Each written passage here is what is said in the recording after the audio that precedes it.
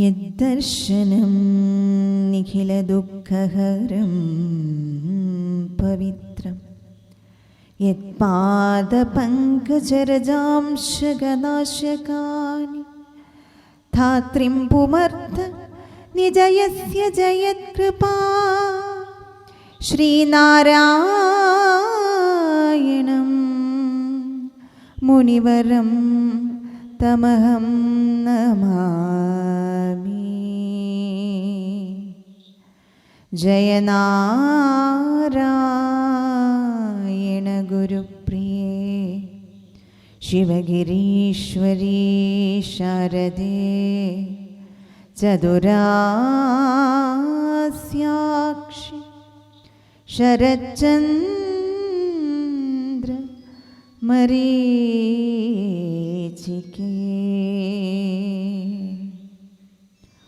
ഓം സഹനാവവതു സഹനോ ഭുനക്തു സഹ വീര്യം കരവാവഹൈ തേജസ്വിനാവധീതമസ്തു മാ വിദ്വിഷാവഹൈ.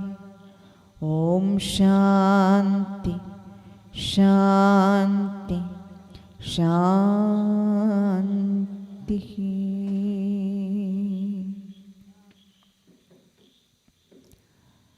സംസാരരോഗ പിശകുരനായ ഭഗവാൻ ശ്രീനാരായണ ഗുരുസ്വാമി തൃപ്പാദങ്ങളുടെ പദയുഗളങ്ങളിൽ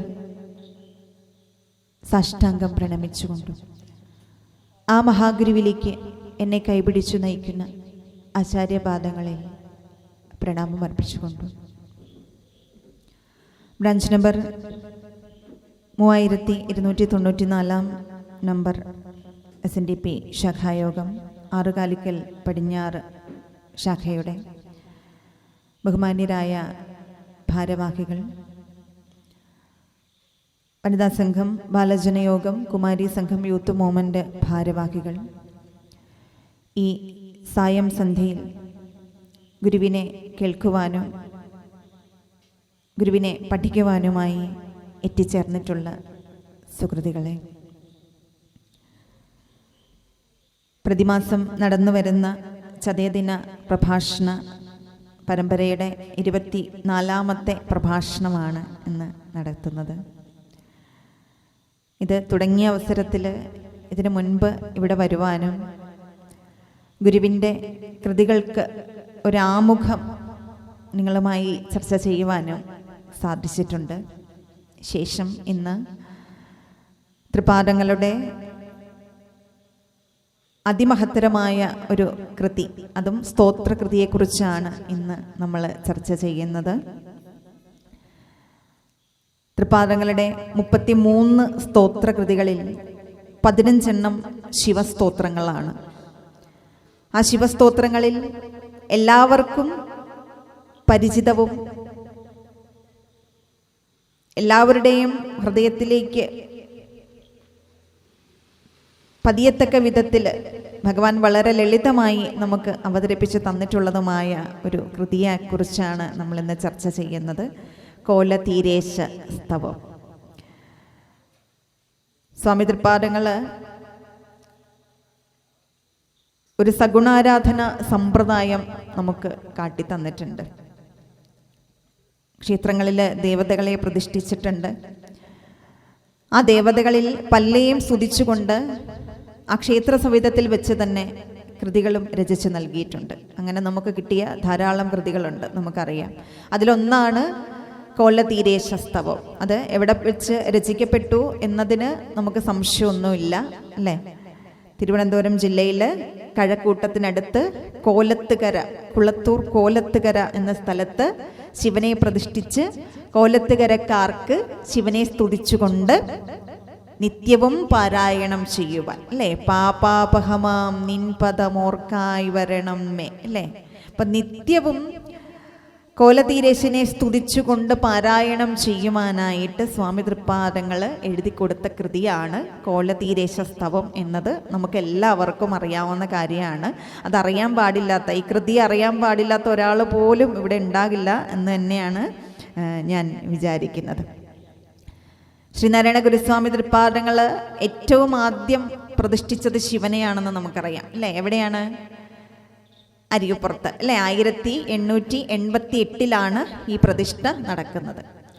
ശേഷം ഒരു ശിവപ്രതിഷ്ഠ, അത് എറണാകുളം ജില്ലയിൽ ഷാൺമാതുര ഭാവം കൂടി അന്തർലീനമായിട്ടിരിക്കുന്ന ശിവനെ ഈ കോലത്തുകര ക്ഷേത്ര പ്രതിഷ്ഠയ്ക്ക് തൊട്ട് മുൻപത്തെ മാസം തൃപ്പാദങ്ങൾ പ്രതിഷ്ഠിച്ചിട്ടുണ്ട്.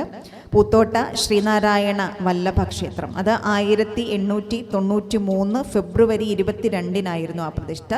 അതിനുശേഷം മൂന്നാമതായി ഗുരു പ്രതിഷ്ഠിച്ച ശിവപ്രതിഷ്ഠ കോലത്തുകരയിലാണുള്ളത്. അത് 1893 ആ വർഷം തന്നെ മാർച്ച് മാസം 27 കൊല്ലവർഷം പറയുകയാണെങ്കിൽ 1068 മീനമാസം 13 കോലത്തീരേശനെ കോലത്തുകരക്കാർക്ക് തൃപ്പാദങ്ങൾ പ്രതിഷ്ഠിച്ച് കൊടുക്കുന്നത്. ഈ കോലത്തുകര എന്ന ദേശം കാട് മൂടിക്കിടന്നിരുന്ന ഒരു സ്ഥലമായിരുന്നു. അതായത് ഒരു വനപ്രദേശമായിരുന്നു. ഇത് പുരാതന കാലത്ത് വിഷക്കാട് എന്നാണ് ഈ സ്ഥലം അറിയപ്പെട്ടിരുന്നത്. അതിനൊരു കാരണമുണ്ട്. ഘോരമായ വനമായിരുന്നു എന്ന് മാത്രമല്ല, ഇവിടെ ഇഴജന്തുക്കളുടെ ശല്യം വളരെ കൂടുതലായിരുന്നു. അതുകൊണ്ട് ഭയന്നിട്ട് ആളുകൾ ആരും അങ്ങോട്ട് പോകാറില്ലായിരുന്നു. അതുകൊണ്ട് ആ സ്ഥലം ഇഷക്കാട് എന്നാണ് അറിയപ്പെട്ടിരുന്നത്.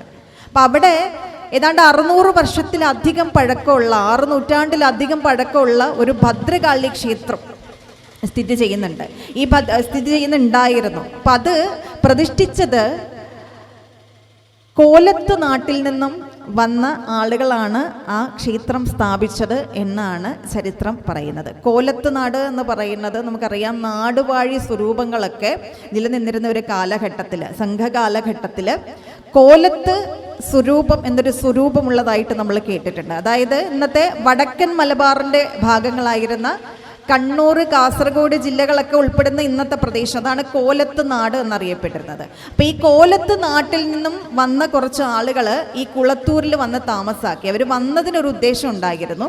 ഈ കുളത്തൂർ എന്ന ദേശം ഒരു നെയ്ത്ത് ഗ്രാമമായിരുന്നു. അപ്പം ഈ കോലത്ത് നാട്ടിൽ നിന്നും നെയ്ത്ത് പഠിക്കാനായിട്ട് ഇവിടെ വന്ന ആളുകളാണ് കോലത്തുകാർ. അപ്പം അവരവിടെ വന്ന് താമസിക്കുകയും അവർക്കായിട്ട് അവിടെ ഒരു ഭദ്രകാളി ക്ഷേത്രം പണി കഴിപ്പിക്കുകയും ചെയ്തു. അങ്ങനെയാണ് ഈ വിഷക്കാട് എന്ന സ്ഥലം കോലത്തുകരയായിട്ട് മാറുന്നത്. പിന്നീട് ഈ കോലത്ത് നാട്ടുകാർ നെയ്ത്തൊക്കെ പഠിച്ചതിന് ശേഷം അവിടെ നിന്നും തിരികെ പോയി. പിന്നീട് ആ ഭദ്രകാളി ക്ഷേത്രം അവിടെ സമീപത്തുണ്ടായിരുന്ന ആളുകളുടെ ആധിപത്യത്തിലേക്ക് ആയി മാറുകയാണ് ചെയ്തത്. അവിടെ ജന്തുബലി അടക്കമുള്ള ദുരാചാരങ്ങൾ അന്നത്തെ കാലഘട്ടത്തിൽ നടന്നു പോന്നിരുന്ന ഒരു ക്ഷേത്രമായിരുന്നു, ഭദ്രകാളി ക്ഷേത്രമായിരുന്നു കൊല്ലത്തുകരയിലുണ്ടായിരുന്ന ഭദ്രകാളി ക്ഷേത്രം. എന്നാൽ ഇതിൽ ഈ പ്രതിഷ്ഠ തൃപ്പാദങ്ങൾ നടത്തുന്നത് 1893 അതിനും 10-15 വർഷങ്ങൾക്ക് മുൻപ് തന്നെ കോലത്തുകരയിൽ തൃപ്പാദങ്ങൾ എത്തിയിട്ടുണ്ടായിരുന്നതായിട്ട് ചരിത്രം പറയുന്നുണ്ട്. അതായത് തൃപ്പാദങ്ങൾ വാരണപ്പള്ളിയിലെ പഠനം ഒക്കെ കഴിഞ്ഞ് തിരിച്ച് ചെമ്പഴന്തിയിലെത്തി അവിടെ ഒരു കുടിപ്പള്ളിക്കൂടം കെട്ടി. അങ്ങനെയാണ് നാണു ചട്ടമ്പി നാണു ആശാനായിട്ട് മാറുന്നത് അല്ലേ. അപ്പോൾ ആ കാലഘട്ടത്തിലൊക്കെ ഏകാന്ത പഥികനായിട്ട് തൃപ്പാദങ്ങൾ നടക്കാറുണ്ടായിരുന്നു. അങ്ങനെ ഏകാന്ത പഥികനായി നടന്ന സമയങ്ങളിലൊക്കെയും ഈ കോലത്തുകരയിൽ വന്നിട്ടുണ്ട്. അപ്പോൾ അതുകൊണ്ട് തന്നെ ആ കോലത്തുകരയോട് ഇഷ്ടം ഗുരുവിനുണ്ടായിരുന്നു. അങ്ങനെ ഇരിക്കുമ്പോഴാണ് കോലത്തുകരക്കാർ അരുവിപ്പുറത്ത് തൃപ്പാദങ്ങൾ ശിവപ്രതിഷ്ഠ നടത്തിയ കാര്യം അറിയുന്നത്. അത് തൃപ്പാദങ്ങളുടെ ലോകോദ്ധാരണ പ്രവർത്തനങ്ങളുടെ തുടക്കമിട്ട സ്ഥലമാണ് എന്ന് നമുക്കറിയാം അല്ലേ. അപ്പം അതറിഞ്ഞുകൊണ്ട് നാടിൻ്റെ നാനാഭാഗത്തു നിന്നും ആളുകൾ, കേരളത്തിൽ നിന്നുള്ളവർ മാത്രമല്ല, കേരളത്തിനകത്തും പുറത്തുള്ള ആളുകൾ ഗുരുവിനെ കാണുവാനായിട്ട് അരുവിപ്പുറത്തെത്തിയിട്ടുണ്ട്. അങ്ങനെ കോലത്തുകരക്കാർ അവരുടെ നാട്ടിലെ ദുരാചാരങ്ങളൊക്കെ ഇല്ലായ്മ ചെയ്ത് അവിടെ തൃപ്പാദങ്ങളുടെ തൃക്കരങ്ങൾ കൊണ്ടൊരു പ്രതിഷ്ഠ നടത്തണം എന്ന് ഗുരുവിനെ കണ്ട് ഉണർത്തിച്ചു. അതിന് പ്രകാരം തൃപ്പാദങ്ങൾ അവിടെ വരാമെന്നും പ്രതിഷ്ഠ നടത്താമെന്നും അവരോട് സമ്മതിക്കുകയും ചെയ്തു. എന്നാൽ ആ ഭദ്രകാളി വിഗ്രഹം മാറ്റി അവിടെ ഒരു ശിവപ്രതിഷ്ഠ നടത്തണം എന്നാണ് ഗുരു ആവശ്യപ്പെട്ടത്. അവര് യാതൊരു മടിയും കൂടാതെ അത് സമ്മതിച്ചു കൊടുക്കുകയും ചെയ്തു. അങ്ങനെ പ്രതിഷ്ഠാ മുഹൂർത്തം വന്നെടുത്തു. പ്രതിഷ്ഠ നടത്തുന്നതിന് മുൻപ് ഭദ്രകാളി വിഗ്രഹത്തെ അവിടെ നിന്നും ഇളക്കി മാറ്റണം. അതിനായി ഗുരു അവിടെ നിന്ന ആളുകളോട് നിർദ്ദേശിച്ചു. ധാരാളം കയ്യാളുകൾ ഒരുമിച്ച് വന്ന് നിന്ന് ഭദ്രകാളി വിഗ്രഹത്തെ പിഴുതെടുത്ത് മാറ്റുവാൻ നോക്കിയിട്ടും പണിപ്പെട്ട് ശ്രമിച്ചിട്ടും അത് നടക്കുന്നില്ല. അപ്പോൾ തൃപ്പാദങ്ങൾ തന്നെ ആ ഒരു കടമ ഏറ്റെടുത്തു. തൻ്റെ ഒരു കൈകൊണ്ട് തന്നെ ആ ഭദ്രകാളി വിഗ്രഹത്തെ പിഴുതെടുത്ത് അതിനെ മൂടിക്കെട്ടി ഇതിനെ നാലമ്പലത്തിൻ്റെ വടക്ക് പടിഞ്ഞാറേ മൂലയിലേക്ക് വച്ചുകൊള്ളാൻ നിർദ്ദേശിച്ചു. അങ്ങനെ ഭദ്രകാളി നാലമ്പലത്തിൻ്റെ വടക്ക് പടിഞ്ഞാറേ മൂലയിൽ ഇരിപ്പുണ്ട്. അതിൻ്റെ ചുവട്ടിൽ ഒരു സാമ്പ്രാണി തിരി പോലും കത്തിക്കരുത് എന്നും ഗുരു നിർദ്ദേശിച്ചു.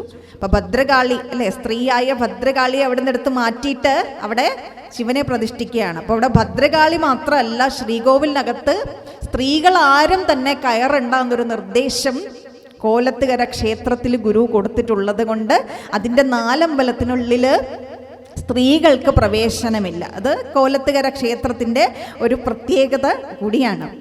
ഈ ഭദ്രകാളി വിഗ്രഹത്തെ സമീപത്തുള്ള വെള്ളായണി ദേവി ക്ഷേത്രത്തിൽ ഒരിക്കൽ പ്രതിഷ്ഠിക്കാൻ കൊണ്ടുപോയി. അത് ഏതാണ്ട് 1960 കാലഘട്ടത്തിലാണ്. പ്രതിഷ്ഠയ്ക്കൊക്കെ ശേഷം ഒരുപാട് വർഷങ്ങൾക്ക് ശേഷമാണ് ഈ വെള്ളായണി ക്ഷേത്രത്തിലെ ദേവി വിഗ്രഹം കളഞ്ഞു പോവുകയുണ്ടായി. അപ്പോൾ അതിന് പകരം, ഈ കളഞ്ഞുപോയ ദേവി വിഗ്രഹത്തിന് പകരമായിട്ട് കോലത്തുകരയിൽ ഇരിക്കുന്ന ഭദ്രകാളിയെ അവിടെ പ്രതിഷ്ഠിക്കാമെന്ന് അവർ തീരുമാനിച്ചു. അങ്ങനെ പ്രതിഷ്ഠാ മുഹൂർത്തം വന്നു. അഷ്ടബന്ധം ഇട്ട് അത് ഉറപ്പിക്കാൻ ശ്രമിച്ചിട്ടും ദേവി വിഗ്രഹം അതിൽ ഉറക്കുന്നില്ല. അപ്പോൾ തന്നെ സാധാരണ രീതിയിൽ എല്ലായിടത്തും ചെയ്യുന്നത് പോലെ തന്നെ പ്രശ്നക്കാരനെ വിളിച്ചു, ജ്യോത്സ്യനെ വിളിച്ചു. അവരെ പ്രശ്നവിധിയിൽ കണ്ടെത്തിയ കാര്യം, ഇത് ഈ വിഗ്രഹത്തിന്, ഇവിടെ നിന്ന് കളവ് പോയ വിഗ്രഹത്തിന് ഈ ഭദ്രകാളി വിഗ്രഹം പര്യാപ്തമാവില്ല എന്ന് കണ്ടെത്തി വീണ്ടും ആ ഭദ്രകാളിയെ തിരിച്ചു കൊണ്ടുവന്ന് ഇപ്പോഴും കോലത്തുകര ക്ഷേത്രത്തിലെ നാലമ്പലത്തിൻ്റെ വടക്ക് പടിഞ്ഞാറേ മൂലയിൽ ആ ഭദ്രകാളി വിഗ്രഹം ഇരിപ്പുണ്ട്. അതിനെ പിഴുതെടുത്ത് മാറ്റിയിട്ടാണ് കൃഷ്ണശിലയിൽ തീർത്ത ശിവലിംഗത്തെ തൃപ്പാദങ്ങൾ കോലത്തുകരയിൽ പ്രതിഷ്ഠിച്ചത്. ആ പ്രതിഷ്ഠയോടനുബന്ധിച്ച് ഗുരുവിനോടൊപ്പം ഗുരുവിൻ്റെ കൊച്ചപ്പി പിള്ള ഉണ്ടായിരുന്നു. ശിവലിംഗദാസ സ്വാമികളല്ല, അന്ന് കൊച്ചപ്പി പിള്ളയാണ്. കൊച്ചപ്പി പിള്ള ഉണ്ടായിരുന്നു. ഈ കൊച്ചപ്പി പിള്ള പിന്നീട് ഈ കോലത്തുകരയിൽ വരുവാനും അവിടെ വിദ്യാലയത്തോട്, ക്ഷേത്രത്തോടനുബന്ധിച്ച് ഒരു സംസ്കൃത വിദ്യാലയം സ്ഥാപിക്കാൻ ഗുരു ആഗ്രഹിച്ചിരുന്നു. അപ്പോൾ അവിടെ കുട്ടികളെ സംസ്കൃതം പഠിപ്പിക്കാനായിട്ട് അവിടെ ഇലങ്കം എന്ന് പറയുന്ന പുരാതനമായ ഒരു കെട്ടിടം ഈ ക്ഷേത്രത്തോടനുബന്ധിച്ചുണ്ടായിരുന്നു. അപ്പോൾ ആ ഇലങ്കത്തിൽ സംസ്കൃത പാഠശാല തുടങ്ങുവാനും പിന്നീട് ആ സംസ്കൃത പാഠശാലയാണ് ഇന്ന് കാണുന്ന വലിയ ഒരു വിദ്യാലയമായിട്ട് മാറിയിട്ടുള്ളത്. അതിന് നിയോഗിക്കപ്പെട്ടത് ശിവലിംഗദാസ സ്വാമികൾ എന്ന കൊച്ചപ്പി പിള്ളയായിരുന്നു. അപ്പോൾ ഈ കൊച്ചപ്പി പിള്ളയെ അവർ കൊച്ചു സ്വാമി എന്നാണ് വിളിച്ചിരുന്നത്. ശ്രീനാരായണ ഗുരുസ്വാമി തൃപ്പാദങ്ങൾ വലിയ സ്വാമി, കൊച്ചപ്പി പിള്ള കൊച്ചു സ്വാമി. അപ്പോൾ അവിടെ ഒരു കൊച്ചു സ്വാമിയുണ്ട്. അതോടൊപ്പം ഈ പ്രതിഷ്ഠയോടനുബന്ധിച്ച് മറ്റൊരു സ്വാമി കൂടി ഇവിടെ ഉണ്ടായിരുന്നു. അത് ഏത് സ്വാമിയാണെന്ന് അറിയാമോ? ചിന്നസ്വാമി. അതാരാണ്? ഗുരുവിൻ്റെ ചിന്നസ്വാമി ആരാ? കുമാരനാശാൻ അല്ലേ. ചിന്നസ്വാമീന്ന് കുമാരനാശാനെ വിളിച്ചത് ഗുരുവിനോടുള്ള ഭക്തി കൊണ്ട് ഡോക്ടർ പൽപ്പു ആണ് വിളിച്ചത്. അപ്പോൾ മറ്റൊരു സ്വാമി കൂടി അവിടെ ഉണ്ടത് ആരാണ്? ഗുരുവിൻ്റെ ചിന്നസ്വാമി. അപ്പോൾ ഈ ചിന്നസ്വാമിക്കും ഗുരു ഒരു നിയോഗം അവിടെ വെച്ച്, അതായത് ഈ പ്രതിഷ്ഠാ വേളയിൽ കൊടുത്തിട്ടുണ്ട്. നിങ്ങൾ ചിലപ്പോൾ കേട്ടിട്ടുണ്ടായിരിക്കും. കോലത്തുകരയിലെ ശിവനെ പ്രതിഷ്ഠിച്ചിട്ട് കോലത്തുകര കുടികൊണ്ടരുളും ബാലപ്പിറ ചൂടിയ വാരിധിയെ എന്ന് ഗുരു എഴുതിയിട്ട് അതിൻ്റെ ഉത്തരാർത്ഥം പൂരിപ്പിക്കാൻ പറഞ്ഞത് ഗുരുവിൻ്റെ ചിന്നസ്വാമിയോടാണ്. അതിന് ചിന്നസ്വാമി നൽകിയ മറുപടിയും നമ്മൾ കേട്ടിട്ടുണ്ട്. കാലൻ കനി പറ്റു കുറിച്ചു വിടുന്ന ഓലപ്പടി എന്നെ അയക്കരുത്. ചിന്നസ്വാമിക്ക് അങ്ങനെയാണ് പാടാൻ തോന്നിയത്. അതിൻ്റെ ബാക്കി ഭാഗം അങ്ങനെ പൂരിപ്പിക്കാനാണ്, ആ സമസ്യയുടെ ബാക്കി ഭാഗം അങ്ങനെ പൂരിപ്പിക്കാനാണ് തോന്നിയത്. അപ്പം ആ പറഞ്ഞതിനൊരർത്ഥമില്ലേ? കാലൻ കനി പറ്റു കുറിച്ചു വിടുന്നോലപ്പടി എന്നെ അയക്കരുത്. അതിൻ്റെ സാരം എന്തായിരിക്കും? കാലൻ്റെ കയ്യിലേക്ക് എന്നെ കൊടുക്കരുത് എന്നല്ലേ? അപ്പം അതൊരു പ്രാർത്ഥനയാണല്ലേ. കുമാരനാശാൻ്റെ ഒരു പ്രാർത്ഥനയായിട്ടാണ് നമുക്കതിനെ കാണാൻ സാധിക്കുക. ഈ കുമാരനാശാൻ നന്നേ ചെറുപ്പം തൊട്ടേ എപ്പോഴും അസുഖം ബാധിക്കുന്ന ഒരാളായിരുന്നു. അപ്പം അങ്ങനെ എപ്പോഴും ജ്വരം ബാധിക്കും കുമാരനാശാനെ. അപ്പം ഇത് ഇങ്ങനെ ബുദ്ധിമുട്ടായിട്ട് മാറിയപ്പോഴാണ് ആദ്യമായിട്ട് കുമാരനാശാൻ്റെ അച്ഛൻ നാരായണ പെരുങ്കുടി തൃപ്പാദങ്ങളെ ചെന്ന് കണ്ട് മകൻ്റെ ഈ ഒരു ബുദ്ധിമുട്ടിനെ കുറിച്ച് പറഞ്ഞത്. അങ്ങനെയാണ് നാരായണ പെരുങ്കുടി തങ്ങളുടെ വീട്ടിലേക്ക് ശ്രീനാരായണ ഗുരുസ്വാമി തൃപ്പാദങ്ങളെയും കൂട്ടിക്കൊണ്ട് ചെല്ലുന്നത്. അപ്പോൾ ഗുരു ആദ്യം കുമാരനാശാനെ കാണാനായിട്ട് കുമാരനാശാൻ്റെ വീട്ടിലാണ് ചെല്ലുന്നത്. അവിടെ ചെല്ലുമ്പോൾ കുമാരനാശാൻ ജ്വരം ബാധിച്ച് കിടക്കുകയാണ്. അവിടെ ചെന്ന് ഗുരുവിൻ്റെ ആ തിരുസ്വരൂപത്തെ കണ്ട മാത്രയിൽ തന്നെ കുമാരനാശാൻ ചാടി എണീറ്റു. ഭഗവാന്റെ ആ ഒരു കൈത്തളിരിൻ്റെ സ്പർശം കൊണ്ട് കുമാരനാശാന് തൻ്റെ ശരീരത്തിൽ നിന്ന് തൻ്റെ എല്ലാവിധത്തിലുള്ള വ്യാധികളും മാറുന്ന അനുഭവം ഉണ്ടായി. അപ്പോൾ ഗുരുവിനോടൊരു ആകർഷണത്വം ആശാന് തോന്നി. പിന്നെയും ഇങ്ങനെ ഗുരുവിനെ കാണണമെന്ന് ആഗ്രഹിച്ചിരുന്ന് ഗുരുവിനെ വീണ്ടും കാണാനായിട്ടുള്ള ഭാഗ്യം കിട്ടി. അങ്ങനെ ഗുരുവിൻ്റെ സമീപത്ത് വീണ്ടും എത്തി. ഗുരുവിൻ്റെ ഒരു ചരിത്ര മുഹൂർത്തത്തിന് സാക്ഷ്യം വഹിക്കാൻ കുമാരനാശാന് പറ്റി. അതാണ് കോലത്തുകരയിലെ പ്രതിഷ്ഠ. അപ്പോൾ ആശാൻ ഇവിടെ പ്രാർത്ഥിക്കുന്ന ആ ഒരു പ്രാർത്ഥനയുടെ അർത്ഥം തൻ്റെ ആയുസ് നീട്ടിത്തരണേ എന്ന് തന്നെയാണ്. ഒരു പക്ഷേ അതിനു മുൻപേ 59ാമത്തെ വയസ്സിലാണ് ആശാൻ ഈ കാലയവനികയ്ക്കുള്ളിൽ മറയുന്നത് അല്ലേ. അതിൻ്റെ 100ാമത് വർഷമായിരുന്നു ഈ കഴിഞ്ഞ ജനുവരി 16. എന്നാൽ ഈ 51 വയസ്സിന് മുൻപേ ഒരു പക്ഷേ കുമാരനാശാൻ അസുഖബാധിതനായി മരണമടയേണ്ടതായിരുന്നിരിക്കാം. ഗുരുവിൻ്റെയും കോലതിരേശിൻ്റെയും അനുഗ്രഹം ഒന്നുകൊണ്ട് മാത്രമായിരിക്കാം ആശാൻ അത്രയും കാലം കൂടി മഹാകാവ്യം എഴുതാതെ മഹാകവിയായി നിന്നുകൊണ്ട് തൻ്റെ നിയോഗങ്ങളൊക്കെ പൂർത്തിയാക്കാൻ കുമാരനാശാൻ ഒരവസരം ലഭിച്ചത്. ഗുരുവിൻ്റെ അനുഗ്രഹം കൊണ്ട് ദീർഘായുസ് കിട്ടിയ ധാരാളം ആളുകളുണ്ട് അല്ലേ. അപ്പം അതിലും മറ്റൊരു പ്രധാനിയായ വ്യക്തിയാണ് അരുവിപ്പുറത്ത് ശാന്തിയായിരുന്ന ഭൈരവൻ ശാന്തി സ്വാമികൾ അല്ലേ. ഒരു മനുഷ്യായുസിന് കിട്ടാവുന്നതിലേക്ക് വെച്ച് ഏറ്റവും വലിയ ദീർഘായുസാണ് ഗുരുവിൻ്റെ അനുഗ്രഹം കൊണ്ട് ഭൈരവൻ ശാന്തി സ്വാമികൾക്ക് ദീർഘായുസായിരിക്കട്ടെ എന്ന് ഗുരു അനുഗ്രഹിച്ചപ്പോൾ ഭൈരവൻ ശാന്തി സ്വാമികൾക്ക് കിട്ടിയത് അല്ലേ. അപ്പോൾ ഗുരുവിൻ്റെ ചിന്നസ്വാമി ഉണ്ടായിരുന്നു, അതോടൊപ്പം ഗുരുവിൻ്റെ കൊച്ചപ്പിപ്പിള്ളയും ഉണ്ടായിരുന്നു. ശേഷം കോലത്തുകരയുമായി ബന്ധപ്പെട്ട് തൃപ്പാദങ്ങൾ ധാരാളം പ്രവർത്തനങ്ങൾ, ക്ഷേത്രങ്ങൾ സ്ഥാപിച്ച് അവിടെ വിദ്യാലയങ്ങൾ ഉണ്ടാകണമെന്ന് ഗുരുവിന് നിർബന്ധം ഉണ്ടായിരുന്നു. ഗ്രന്ഥശാലകൾ ഉണ്ടാകണമെന്ന് ഗുരുവിന് നിർബന്ധം ഉണ്ടായിരുന്നു. എന്ന് കേരളത്തിലെ അറിയപ്പെടുന്ന ഗ്രന്ഥശാലകളിൽ ഒന്നാണ് കോലത്തുകര ക്ഷേത്രവുമായിട്ട് ബന്ധപ്പെട്ട് പ്രവർത്തിച്ചു വരുന്ന ഗ്രന്ഥശാല. അതോടനുബന്ധിച്ച് ഗുരുവിൻ്റെ ശിഷ്യനായ ശിവലിംഗദാസ സ്വാമികൾ അവിടെ താമസിച്ച് അവിടെ ഒരു ശ്രീനാരായണ ആശ്രമമുണ്ട്. അപ്പോൾ വർഷങ്ങൾക്ക് മുൻപ് ഈ സ്ഥലം വിഷക്കാട് എന്നാണ് അറിയപ്പെട്ടിരുന്നതെന്ന് പറഞ്ഞില്ലേ. അപ്പം അതുമായിട്ട് ബന്ധപ്പെട്ട ഒരു അനുഭവം ഒരിക്കൽ ശിവലിംഗദാസ സ്വാമികൾക്ക് ഇവിടെ വെച്ച് ഉണ്ടാവുകയുണ്ടായി. അതായത് ശിവലിംഗദാസ സ്വാമികൾക്ക് ഈ സ്ഥലം നന്നേ ഇഷ്ടപ്പെട്ടിരുന്നു. അതുകൊണ്ട് തന്നെ അവിടുന്ന് പിന്നീട് പോകാൻ ശിവലിംഗദാസ സ്വാമികൾ ആഗ്രഹിച്ചിരുന്നില്ല. ഗുരു ശിവലിംഗദാസ സ്വാമികൾക്ക് അഥവാ കൊച്ചപ്പിപ്പിള്ളയ്ക്ക് ശിവലിംഗൻ എന്ന പേര് കൊടുക്കാൻ തന്നെ കാരണം, ഒരിക്കൽ ഗുരു ഒരു കമൻറ്റ് പറഞ്ഞിട്ടുള്ളത് നമ്മൾ കേട്ടിട്ടുണ്ടായിരിക്കും. ശിവലിംഗൻ ശിവലിംഗം പോലെയാണ്, ഉറച്ചൽ പിന്നെ ഇളകില്ല. അദ്ദേഹം ഒട്ടും സഞ്ചാരപ്രിയനല്ല. അതുകൊണ്ട് തന്നെ എവിടെയെങ്കിലും കഴിഞ്ഞു കൂടിയാൽ അവിടെ തന്നെ കഴിഞ്ഞു കൂടാൻ ആഗ്രഹിക്കുന്ന ഒരാളാണ്.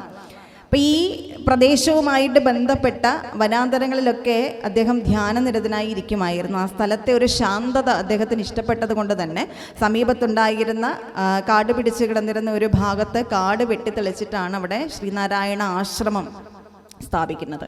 അപ്പം മഠം കെട്ടി ആ മഠത്തിൽ ശിവലിംഗദാസ സ്വാമികൾ ആദ്യത്തെ ദിവസം താമസിക്കാൻ തുടങ്ങിയ ആദ്യത്തെ ദിവസം തന്നെ എന്നും രാവിലെ ആകുമ്പോൾ ഒരു സർപ്പം ഈ മഠത്തിന് മുന്നിൽ വന്ന് കിടക്കും. ശിവലിംഗദാസ സ്വാമികൾ ആദ്യം ഇതത്ര കാര്യമാക്കിയില്ല.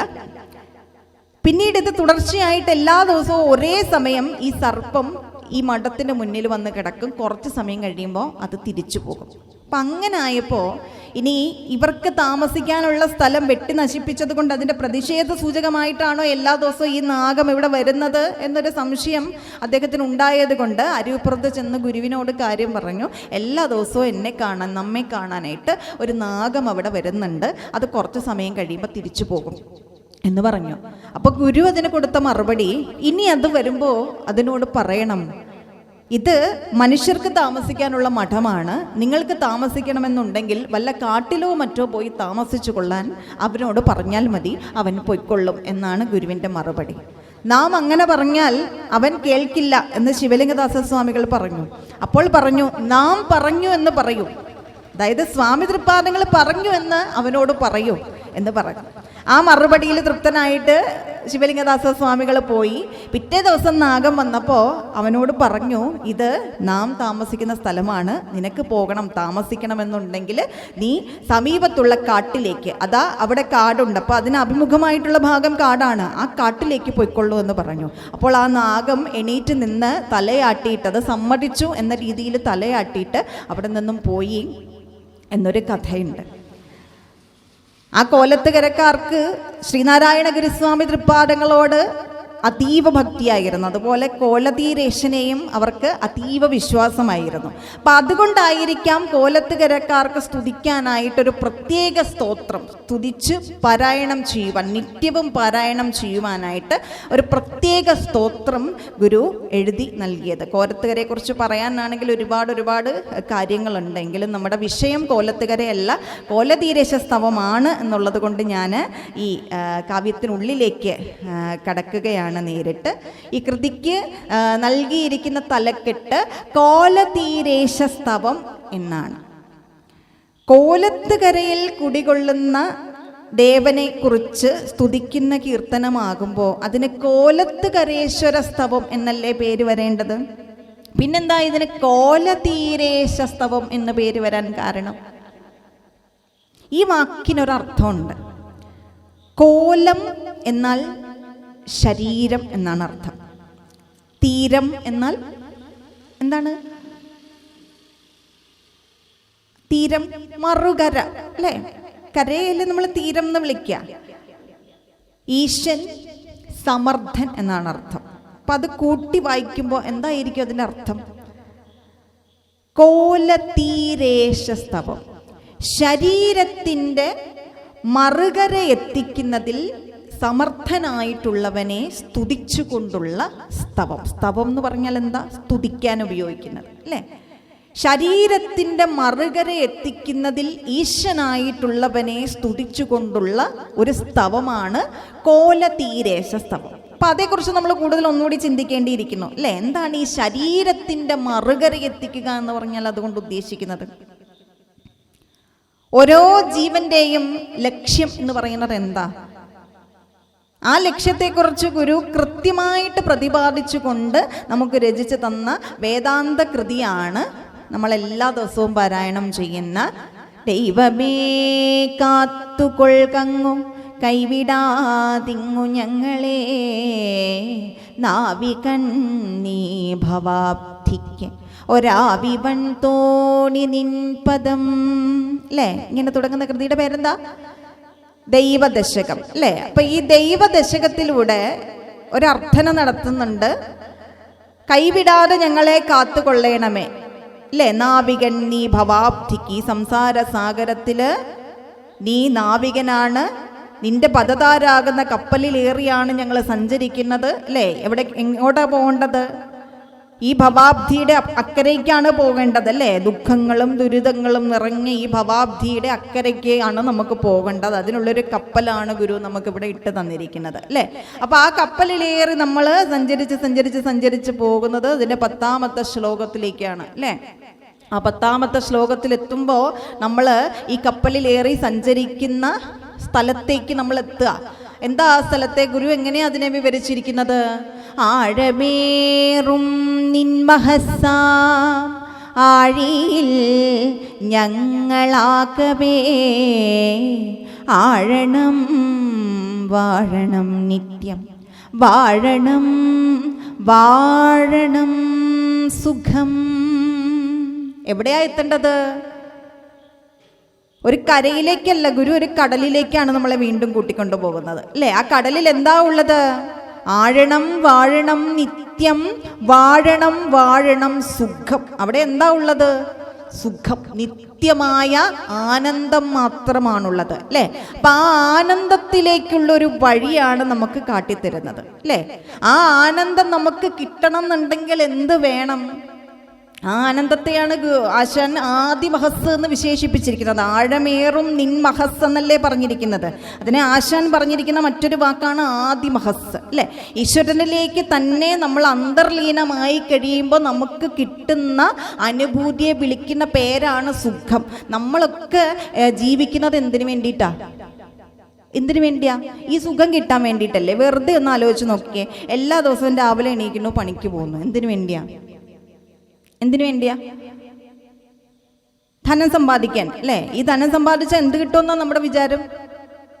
ജീവിതത്തിൽ സുഖം കിട്ടും എന്നല്ലേ? കുറച്ച് പൈസ നമ്മുടെ കയ്യിലേക്ക് കിട്ടിയാൽ സുഖം കിട്ടും എന്നാണ് വിചാരം അല്ലേ? എത്ര പേര് ഈ സുഖം പ്രതീക്ഷിച്ചുകൊണ്ട് ഓണം ബമ്പർ എടുത്തു, വെറുതെ കയ്യിലിരുന്ന പൈസ പോയി അല്ലേ? ധാരാളം ആളുകളുണ്ടായിരിക്കും. ആരുടെയൊക്കെ കയ്യിൽ നിന്ന് പോയിന്ന് ഞാൻ ചോദിക്കുന്നില്ല. എന്നാൽ ഈ ഓണം മെമ്പർ എടുത്ത് കുറച്ച് പൈസ നമ്മുടെ കയ്യിലേക്ക് കിട്ടിയാൽ നമുക്ക് സുഖം കിട്ടോ? അത് അടിച്ചു എന്ന് തന്നെ വിചാരിക്കട്ടെ, കിട്ടുമോ സുഖം? ഉള്ള സമാധാനം കൂടെ പോകും. അതല്ലേ സത്യം. അപ്പൊ പണം കിട്ടിയാൽ നമുക്ക് സുഖം കിട്ടില്ല. നമ്മൾ ജീവിതത്തിൽ എന്ത് പ്രവൃത്തി ചെയ്താലും അതൊക്കെ എന്തിനു വേണ്ടിയിട്ടാ? സുഖം കിട്ടാൻ വേണ്ടിയിട്ടാ, അല്ലേ? എന്നിട്ട് നമുക്ക് ആ സുഖം ജീവിതത്തിൽ കിട്ടുന്നില്ല. സുഖത്തിന് വേണ്ടി എപ്പോഴും നമ്മൾ പ്രയത്നിക്കുന്നു, എന്നിട്ട് നമ്മുടെ ജീവിതത്തിൽ എന്നും കഷ്ടപ്പാടും പരിദേവനവും മാത്രമേ ഉള്ളൂ. എന്തായിരിക്കും അതിന് കാരണം? നമ്മൾ സുഖമെന്ന് വിചാരിക്കുന്നതൊന്നും അല്ല യഥാർത്ഥ സുഖം. അതുകൊണ്ടല്ലേ. അപ്പൊ എന്താ യഥാർത്ഥ സുഖം എന്ന് പറയുന്നത്? ആ സുഖത്തിന്റെ നിർവചനാണ് ഗുരു ദൈവദശകത്തിൽ പറഞ്ഞത്. ആഴമേറും നിൻ മഹസ്സാം ആഴിയിൽ ഞങ്ങളാകവേ ആഴണം വാഴണം നിത്യം വാഴണം വാഴണം സുഖം. ദൈവത്തിൻ്റെ മഹസ്സാകുന്ന ആഴിയിലേക്ക് ആകവേ ആഴ്ന്നു കഴിയുമ്പോൾ ഞാനും ഈശ്വരനും രണ്ടല്ല മറിച്ച് ഒന്നാണെന്നുള്ള ബോധം നമുക്കുണ്ടാവും. ആ ബോധത്തിലേക്ക് എത്തിക്കഴിയുമ്പോഴാണ് നമുക്ക് സുഖം കിട്ടുന്നത്. അതിന് നമുക്ക് ഈ ശരീരത്തെക്കുറിച്ചുള്ള ബോധം ഒഴിഞ്ഞു പോകണം. ഇപ്പം നമ്മുടെ വിചാരം എന്താ? നമ്മളൊക്കെ ഈശ്വരനാണെന്ന് വിചാരം ആർക്കെങ്കിലും ഉണ്ടോ? നമ്മുടെ ഉള്ളിലിരിക്കുന്നത് ഈശ്വരനാണെന്ന് വിചാരം ഉണ്ടോ? ഒരിക്കലുമില്ല. നമ്മൾ ശരീരമാണ്, അല്ലേ? ഇപ്പം എൻ്റെ വിചാരം ഞാൻ ആരാണ്? സൗമ്യ എന്നാണ്, അല്ലേ? ഇപ്പം ഈ സൗമ്യ എന്ന പേര് എനിക്ക് എപ്പോൾ കിട്ടിയതാ? എനിക്കൊരു ശരീരം ഉണ്ടായ സമയത്ത് കിട്ടിയതല്ലേ സൗമ്യ എന്ന പേര്. എന്നാൽ ഞാൻ യഥാർത്ഥത്തിൽ സൗമ്യയാണോ? അല്ല. എൻ്റെ ശരീരത്തെയാണ് ഞാൻ സൗമ്യ എന്ന് വിളിക്കുന്നത്. ആ ശരീരം കൊണ്ട് നമ്മൾ പല പല പ്രവൃത്തികളും ചെയ്യുന്നുണ്ട്. അതുകൊണ്ട് തന്നെ ആ ശരീരത്തിനെ പല പല പീഡകളും വ്യാപിക്കുന്നുണ്ട്, അല്ലേ? പല പല പീഡകളിൽ കൂടി നമ്മൾ കടന്നു പോകും. രോഗങ്ങൾ ഉണ്ടാകുന്നു, മനപ്രയാസങ്ങൾ ഉണ്ടാകുന്നു. ഇതൊക്കെ ശരീരത്തെ ബാധിക്കുന്നത് കൊണ്ടാണ് ജീവിതത്തിൽ എപ്പോഴും നമുക്ക് ദുഃഖം മാത്രം ഉണ്ടായിക്കൊണ്ടിരിക്കുന്നത്. ഈ ദുഃഖം അകന്നു പോകാനായിട്ട് എന്ത് ചെയ്യണം? ഒരു ഉദാഹരണം പറയാം. നമുക്ക് നല്ല തലവേദനയുണ്ട്, സഹിക്കാൻ പറ്റാത്ത തലവേദനയാണ്. ആ തലവേദനയും വെച്ചുകൊണ്ട് നമ്മൾ നല്ല ഒരു നർമ്മമുള്ള അല്ലെങ്കിൽ ഒരു ഹാസ്യ സിനിമ കാണുന്നു എന്ന് വിചാരിക്കാം. അത് കണ്ട് ആ സിനിമയിലേക്ക് നമ്മൾ മുഴുകിക്കഴിയുമ്പോൾ തലവേദനയെക്കുറിച്ച് നമ്മൾ ഓർക്കാറുണ്ടോ? ഇല്ല. പിന്നെ നമുക്ക് എപ്പോഴാണ് തലവേദന എടുക്കുക? സിനിമ കഴിഞ്ഞ് ശരീരത്തിലേക്ക് നമ്മൾ തിരിഞ്ഞു നോക്കുമ്പോൾ അപ്പോഴല്ലേ വീണ്ടും ആ തലവേദന വരിക. ശ്രദ്ധിച്ചിട്ടുണ്ടോ അങ്ങനെ ഒരു കാര്യം? നമ്മുടെ ഉള്ളിൽ നമുക്ക് മറക്കാൻ പറ്റാത്ത, സഹിക്കാൻ പറ്റാത്തൊരു ദുഃഖമുണ്ട്. ആ ദുഃഖവും വെച്ചുകൊണ്ട് നമുക്ക് ചിരിക്കാനും കളിക്കാനും സിനിമ കാണാനും സർക്കസ് കാണാനും ഒക്കെ പറ്റുന്നില്ലേ? എപ്പോഴാ പിന്നെ ആ ദുഃഖം നമ്മുടെ ഉള്ളിലേക്ക് വരിക? നമ്മൾ ആ മുഴുകിയിരിക്കുന്ന കാര്യത്തിൽ നിന്നും വീണ്ടും ശരീരത്തിലേക്ക് തിരിച്ചു വരുമ്പോഴാണ്, അല്ലേ? അപ്പം നമുക്ക് വിഷമങ്ങളും ദുഃഖങ്ങളും വേദനകളും പീഡകളും ഒക്കെ ഉണ്ടാകുന്നത് എന്തുകൊണ്ടാ? നമ്മുടെ ഉള്ളിൽ ഈ ശരീരബോധം ഉള്ളത് കൊണ്ടാ, ശരീരത്തെക്കുറിച്ച് നമ്മൾ ചിന്തിക്കുന്നത് കൊണ്ടാ, അല്ലേ? അപ്പൊ ആ ശരീരത്തെക്കുറിച്ച് ചിന്തിക്കാതിരിക്കാനായിട്ട് എന്ത് ചെയ്യണം എന്നാ ഗുരു പറയുന്നത്? നമ്മുടെ ഉള്ളിലിരിക്കുന്ന ആത്മചൈതന്യത്തെ നമ്മൾ കാണണം. അപ്പോൾ ഈ ശരീരബോധത്തിൻ്റെ മറുകര എത്തിക്കുക എന്ന് പറഞ്ഞാൽ അതുകൊണ്ട് ഉദ്ദേശിക്കുന്നത് എന്താ? ഞാൻ ശരീരമല്ല, അറിവാകുന്നു എന്ന ചിന്തയിലേക്ക് നമ്മളെ എത്തിക്കുന്നതിൽ ഈശനായിട്ടുള്ളവൻ, സമർത്ഥനായിട്ടുള്ളവൻ എന്നാണ് അർത്ഥം. ശരീരത്തിൻ്റെ മറുകര എത്തിക്കുക എന്ന് പറഞ്ഞാൽ ശരീരവും കടന്ന് ഈശ്വരനിലേക്ക് നമ്മളെ പൂർണ്ണമായിട്ടും വിലയം പ്രാപിപ്പിക്കുക എന്നതാണ് ശരീരത്തിൻ്റെ മറുകര എത്തുക എന്ന് പറഞ്ഞാൽ അതുകൊണ്ട് ഉദ്ദേശിക്കുന്നത്. നമ്മൾക്ക് മോക്ഷത്തെ പ്രദാനം ചെയ്യുന്നവൻ, അതാണ് കോലതീരേശൻ എന്ന വാക്കുകൊണ്ട് ഉദ്ദേശിക്കുന്നത്. അപ്പോൾ ആ കോലതീരേശനെ സ്തുതിക്കുക എന്നതിനപ്പുറത്തേക്ക് ഇതൊരു സ്തോത്രമാണ്. ഇതിൽ ഈ ദേവതയെ സ്തുതിച്ചിട്ടുണ്ട്, ഈ ദേവതയോട് ചില അർത്ഥനകൾ നടത്തിയിട്ടുണ്ട് എന്നതൊക്കെ ശരിയാണ്. എങ്കിൽ പോലും ജീവിതത്തിൽ ഈ പറയുന്ന ദൈവദശകത്തിൽ പറയുന്ന ആ സുഖത്തിലേക്ക് എത്താൻ നമ്മൾ എന്തൊക്കെ കാര്യങ്ങൾ ചെയ്യണം എന്ന് ഗുരു നമുക്ക് കൃത്യമായിട്ട് കുറച്ചുകൂടി ലളിതമായിട്ട് പറഞ്ഞു തരുന്നു. ദൈവദശകത്തിലും പറയുന്ന അതേ കാര്യം തന്നെയാണെങ്കിലും അതിൽ കുറച്ച് വേദാന്തം കലർത്തിയിട്ടുള്ളത് കൊണ്ട് സാധാരണക്കാർക്ക് മനസ്സിലാകണം എന്നില്ല. അപ്പം അവിടെയൊക്കെ പറയുന്ന അതേ കാര്യം തന്നെ കുറച്ചുകൂടി ലളിതമായിട്ട് ഗുരു പറഞ്ഞു തരാണ്. ഇനി അതുമല്ലെങ്കിൽ പോട്ടെ, എല്ലാ ദിവസവും നമ്മൾ ക്ഷേത്രത്തിൽ പോകുന്നു. ഇപ്പോൾ ഒരു ശിവക്ഷേത്രത്തിൽ പോയിരുന്ന് നമ്മൾ കോലതീരേശോത്സവം ചൊല്ലുകയാണെന്ന് വിചാരിക്കാം. ക്ഷേത്രത്തിൽ പോകുന്നത് എന്തിനാ? പ്രാർത്ഥിക്കാനല്ലേ? അവിടെ ചെല്ലുമ്പോൾ നമുക്ക് എന്തൊക്കെ കാര്യങ്ങൾ പ്രാർത്ഥിക്കാനുണ്ട്? ഒരുപാട് കാര്യങ്ങൾ, ഒരു വലിയ ലിസ്റ്റുമായിട്ടല്ലേ നമ്മൾ എപ്പോഴും പോകുന്നത്. ഇതിൽ പ്രാർത്ഥിക്കേണ്ടത് ഏതാ, പ്രാർത്ഥിക്കേണ്ടാത്തത് ഏതാ എന്നൊരു സംശയം നമ്മുടെ ഉള്ളിലുണ്ടാകും. പിന്നെ അവിടുന്ന് പോന്നു കഴിയുമ്പോഴായിരിക്കും അയ്യോ ഞാൻ ഒരു കാര്യം കൂടെ പറയാനുണ്ടായിരുന്നല്ലോ, അത് മറന്നു പോയല്ലോ എന്ന് അങ്ങനെ ചിന്തിക്കാറില്ലേ? നമ്മുടെ ജീവിതം എന്ന് പറയുന്നത് അങ്ങനെയാണ്. ഈ CID മൂസ എന്ന് പറയുന്ന സിനിമ കണ്ടിട്ടുണ്ടോ നിങ്ങൾ? ഈ CID മൂസ സിനിമയിൽ ഒരു നർമ്മം കലർന്ന ഒരു സീനുണ്ട്. അതായത് ഒരു ബിൽഡിങ്ങിൽ, ഒരു ഫ്ലാറ്റിൽ ബോംബ് വച്ചിട്ടുണ്ട് എന്ന് പോലീസിൻ്റെ അനൗൺസ്മെൻറ്റ് വരുന്ന സമയത്ത് നമ്മുടെ പ്രശസ്തയായ നടി ബിന്ദു പണിക്കർ കാട്ടിക്കൂട്ടുന്ന കുറച്ച് കോലാഹലങ്ങൾ നിങ്ങൾ കണ്ടിട്ടുണ്ടായിരിക്കും. എൻ്റെ TV, എൻ്റെ മിക്സി എന്തൊക്കെ പെറുക്കിയെടുക്കണം എന്നറിയില്ല. ഒരു മനുഷ്യ ജീവിതത്തെക്കുറിച്ച് അവിടെ കാണിച്ചു തരികയാണ് ചെയ്യുന്നത്. TV എടുക്കുന്നു, മിക്സി എടുക്കുന്നു, എന്തൊക്കെ എടുക്കണമെന്ന് അറിയില്ല, കുറച്ച് സാധനങ്ങളെടുത്ത് തലയിൽ വെക്കുന്നു. എന്നാൽ പ്രധാനപ്പെട്ട 2 മക്കൾ അവിടെ ഇരിക്കുകയാണ്, ആ കാര്യം മറന്നുപോകും. ഇങ്ങനെയാണ് ഒരു മനുഷ്യൻ്റെ ജീവിതം എന്ന് പറയുന്നത്. ഈശ്വരൻ എപ്പോഴും, ഈശ്വരനെ മായാവിനോദൻ എന്ന് ഗുരു വിളിച്ചിട്ടില്ലേ? ഈശ്വരൻ എപ്പോഴും ഇങ്ങനെയാണ്. ഇപ്പം നിൻ്റെ ജീവിതത്തിൽ ഞാൻ ബോംബിടും എന്ന് പറഞ്ഞ് നമ്മളെ പേടിപ്പിച്ചുകൊണ്ടിരിക്കും അല്ലേ? അപ്പോൾ ആ സമയത്ത് നമുക്ക് എന്ത് ചെയ്യണം, എന്തൊക്കെ എടുക്കണം, എന്തൊക്കെ ചെയ്യണം, ഇനി ഞാൻ എങ്ങനെയാണ് മുന്നോട്ട് പോകേണ്ടത് എന്നൊരു അങ്കലാപ്പ് നമ്മുടെ ജീവിതത്തിൽ ഇങ്ങനെ എപ്പോഴും ഉണ്ടായിക്കൊണ്ടിരിക്കും. അപ്പം ഇതിൽ ഏതാ ചെയ്യേണ്ടത്, ഏതാ എടുക്കേണ്ടത്, ഇതിൽ പ്രധാനപ്പെട്ടത് ഏതാ, ഇനി ഈശ്വരനോട് നമ്മൾ ഇതിൽ എന്തൊക്കെ കാര്യങ്ങളാണ് പറയേണ്ടത് എന്നൊക്കെയുള്ളൊരു സംശയം ജീവിതത്തിൽ നമുക്കുണ്ടാവില്ലേ?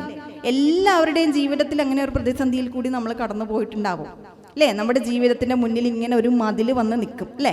അപ്പോൾ ഇവിടെ നിന്ന് നമുക്കിനി മുന്നോട്ട് പോകാൻ പറ്റില്ല എന്നൊരു സ്ഥിതി വരുമ്പോൾ ആരെങ്കിലും വന്നിട്ട് ഇനി അടുത്ത സ്റ്റെപ്പ് എങ്ങനെയാണ് മുന്നോട്ട് വെക്കേണ്ടത്, എൻ്റെ ജീവിതം തകരാൻ പോവാണ്, ഇതിന് ഞാൻ എന്തൊക്കെ സാധനങ്ങൾ പെറുക്കിയെടുത്താൽ എനിക്ക് മുന്നോട്ട് ജീവിക്കാൻ പറ്റും എന്നൊരു ചിന്ത നമുക്കുണ്ടാവും അല്ലേ? ഗൃഹസ്ഥരായിട്ടുള്ള ആളുകളാണ് നമ്മൾ ഒക്കെ. അപ്പം നമ്മുടെ ജീവിതത്തിൽ അച്ഛനുണ്ട്, അമ്മയുണ്ട്, ഭാര്യയുണ്ട്, ഭർത്താവുണ്ട്, ഇങ്ങനെ കുറേ അധികം ആളുകളുണ്ട്. പലരുടെയും പ്രശ്നം ഭാര്യനെ എടുക്കണോ, അമ്മേനെ എടുക്കണോ, പിള്ളേരെ എടുക്കണോ ഒക്കെ സംശയമാണ് നമുക്കല്ലേ? ഇതിൽ ആരെ എടുത്ത് നന്നാക്കിയാൽ നമ്മുടെ ജീവിതം മുന്നോട്ട് കൊണ്ടുപോകാൻ പറ്റുമെന്നൊരു സ്ഥിതിയിലേക്ക് നമ്മൾ പലരും പോയിട്ടുണ്ടാവും അല്ലേ? അങ്ങനെ പകച്ചു നിൽക്കുന്ന സമയത്താണ് നമുക്കൊരു ഗുരുവിൻ്റെ ആവശ്യം വരുന്നത് അല്ലേ? ഇനി മുന്നോട്ട് പോകുമ്പോൾ നീ ഇതിലെന്തൊക്കെ കാര്യങ്ങൾ എങ്ങനെയൊക്കെ ചെയ്യണം എന്ന് കൃത്യമായിട്ട് പറഞ്ഞു തരാൻ ഒരു വഴികാട്ടി ഉണ്ടെങ്കിൽ മാത്രമേ നമുക്ക് ആ പ്രശ്നത്തെ പരിഹരിക്കാൻ പറ്റൂ.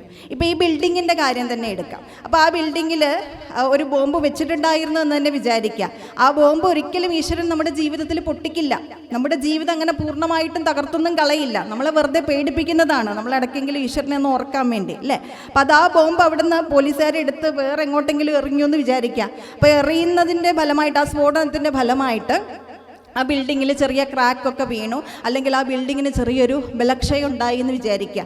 അപ്പോൾ ആ ബലക്ഷയം ഇല്ലാതാക്കാനായിട്ട് നമ്മൾ സാധാരണ രീതിയിൽ എന്ത് ചെയ്യാൻ പറ്റുമെന്ന് ആലോചിക്കില്ലേ? അപ്പോൾ ആ സമയത്ത് നമ്മൾ ആരെയായിരിക്കും വിളിക്കുന്നത്?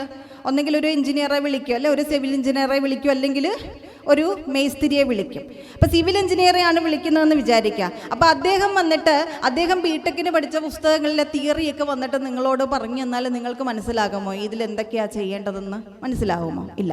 അതേസമയം ഇതേ എഞ്ചിനീയർ തന്നെ ഒരു മേസ്തിരി പണിക്കാരൻ പറയുന്ന ഭാഷയിൽ നമ്മളോട് പറഞ്ഞാൽ നമുക്ക് ആ കാര്യം മനസ്സിലാകും ഇല്ലേ? നിങ്ങൾ ഇന്ന സ്ഥലം ഒന്ന് ചെറുതായിട്ട് പൊട്ടിച്ചിട്ട്, ഇവിടെ ക്രാക്ക് വീണിട്ടുണ്ട്, ഇത് നിങ്ങളൊന്ന് പൊട്ടിച്ചിട്ട് ഇതിനകത്തേക്ക് കുറച്ച് സിമെൻറ്റ് ഇട്ടിട്ട് പുട്ടിയിട്ടിട്ട് വൈറ്റ് വാഷ് ചെയ്താൽ മതി, അത് ഓക്കെ ആയിക്കൊള്ളും എന്ന് പറഞ്ഞു തന്നപ്പോൾ നമുക്ക് കാര്യം മനസ്സിലായി അല്ലേ? ഇതേ കാര്യമാണ് ഇവിടെ മഹാഗുരു നമുക്ക് ചെയ്തു തരുന്നത്. ശ്രീനാരായണ ഗുരുസ്വാമി തൃപ്പാദങ്ങൾ ഒരു എഞ്ചിനീയറാണ്. നമ്മുടെ ജീവിതം തകർന്നു പോയിക്കൊണ്ടിരിക്കുന്ന ജീവിതത്തെ പിടിച്ചു നിർത്തിയിട്ട് അവിടെ നീ അടുത്ത സ്റ്റെപ്പ് എങ്ങനെ മുന്നോട്ട് വെക്കണം എന്ന് നമുക്ക് കൃത്യമായിട്ട് പറഞ്ഞു തരുന്ന മഹാഗുരു. ആ മാർഗം ഈശ്വരനിലേക്ക് നീ എങ്ങനെ എത്തിച്ചേരണം, നീ എന്തൊക്കെ ചെയ്താൽ, എന്തൊക്കെ പ്രാർത്ഥിച്ചാൽ നിന്റെ ജീവിതത്തിൽ നിനക്ക് മനസമാധാനം കൈവരും എന്നതാണ് കോലതീരശസ്തവം എന്ന കൃതിയുടെ പ്രമേയം. ചുരുക്കി പറഞ്ഞാൽ സമാധാനമായിട്ട് ജീവിക്കാൻ എല്ലാവരും ആഗ്രഹിക്കുന്നത് അത് തന്നെയല്ലേ? വലിയ കുഴപ്പങ്ങളൊന്നും ഇല്ലാതെ ഈശ്വരൻ തന്ന ഈ ജീവിതത്തെ സന്തോഷത്തോടും സമാധാനത്തോടും കൂടി ജീവിച്ച് നമ്മുടെ കർമ്മങ്ങളൊക്കെ കൃത്യമായിട്ടും ഭംഗിയായിട്ടും നിർവഹിച്ചുകൊണ്ട് ഈശ്വരൻ എത്ര കാലം ആയുസ് തന്നിട്ടുണ്ടോ അത്രയും കാലം അത് ജീവിച്ച് തീർക്കുക. ഇതല്ലേ എല്ലാ മനുഷ്യൻ്റെ ആഗ്രഹം. ഇതിനാവശ്യമായിട്ടുള്ള പര്യാപ്തമായിട്ടുള്ള കാര്യങ്ങളെല്ലാം A to Z കോലതീരശസ്തവം എന്ന കൃതിയിൽ തൃപ്പാദങ്ങൾ പറഞ്ഞു തന്നിട്ടുണ്ട്. ആ മഹത്തരമായ നമ്മുടെ ജീവിതത്തിൽ ഈശ്വരൻ തരുന്ന ഒരു മനുഷ്യജന്മം എന്ന് പറയുന്നത് മഹത്തരമാണ്. എല്ലാവർക്കും കിട്ടുന്ന കാര്യമാണോ? അല്ല, അല്ലേ?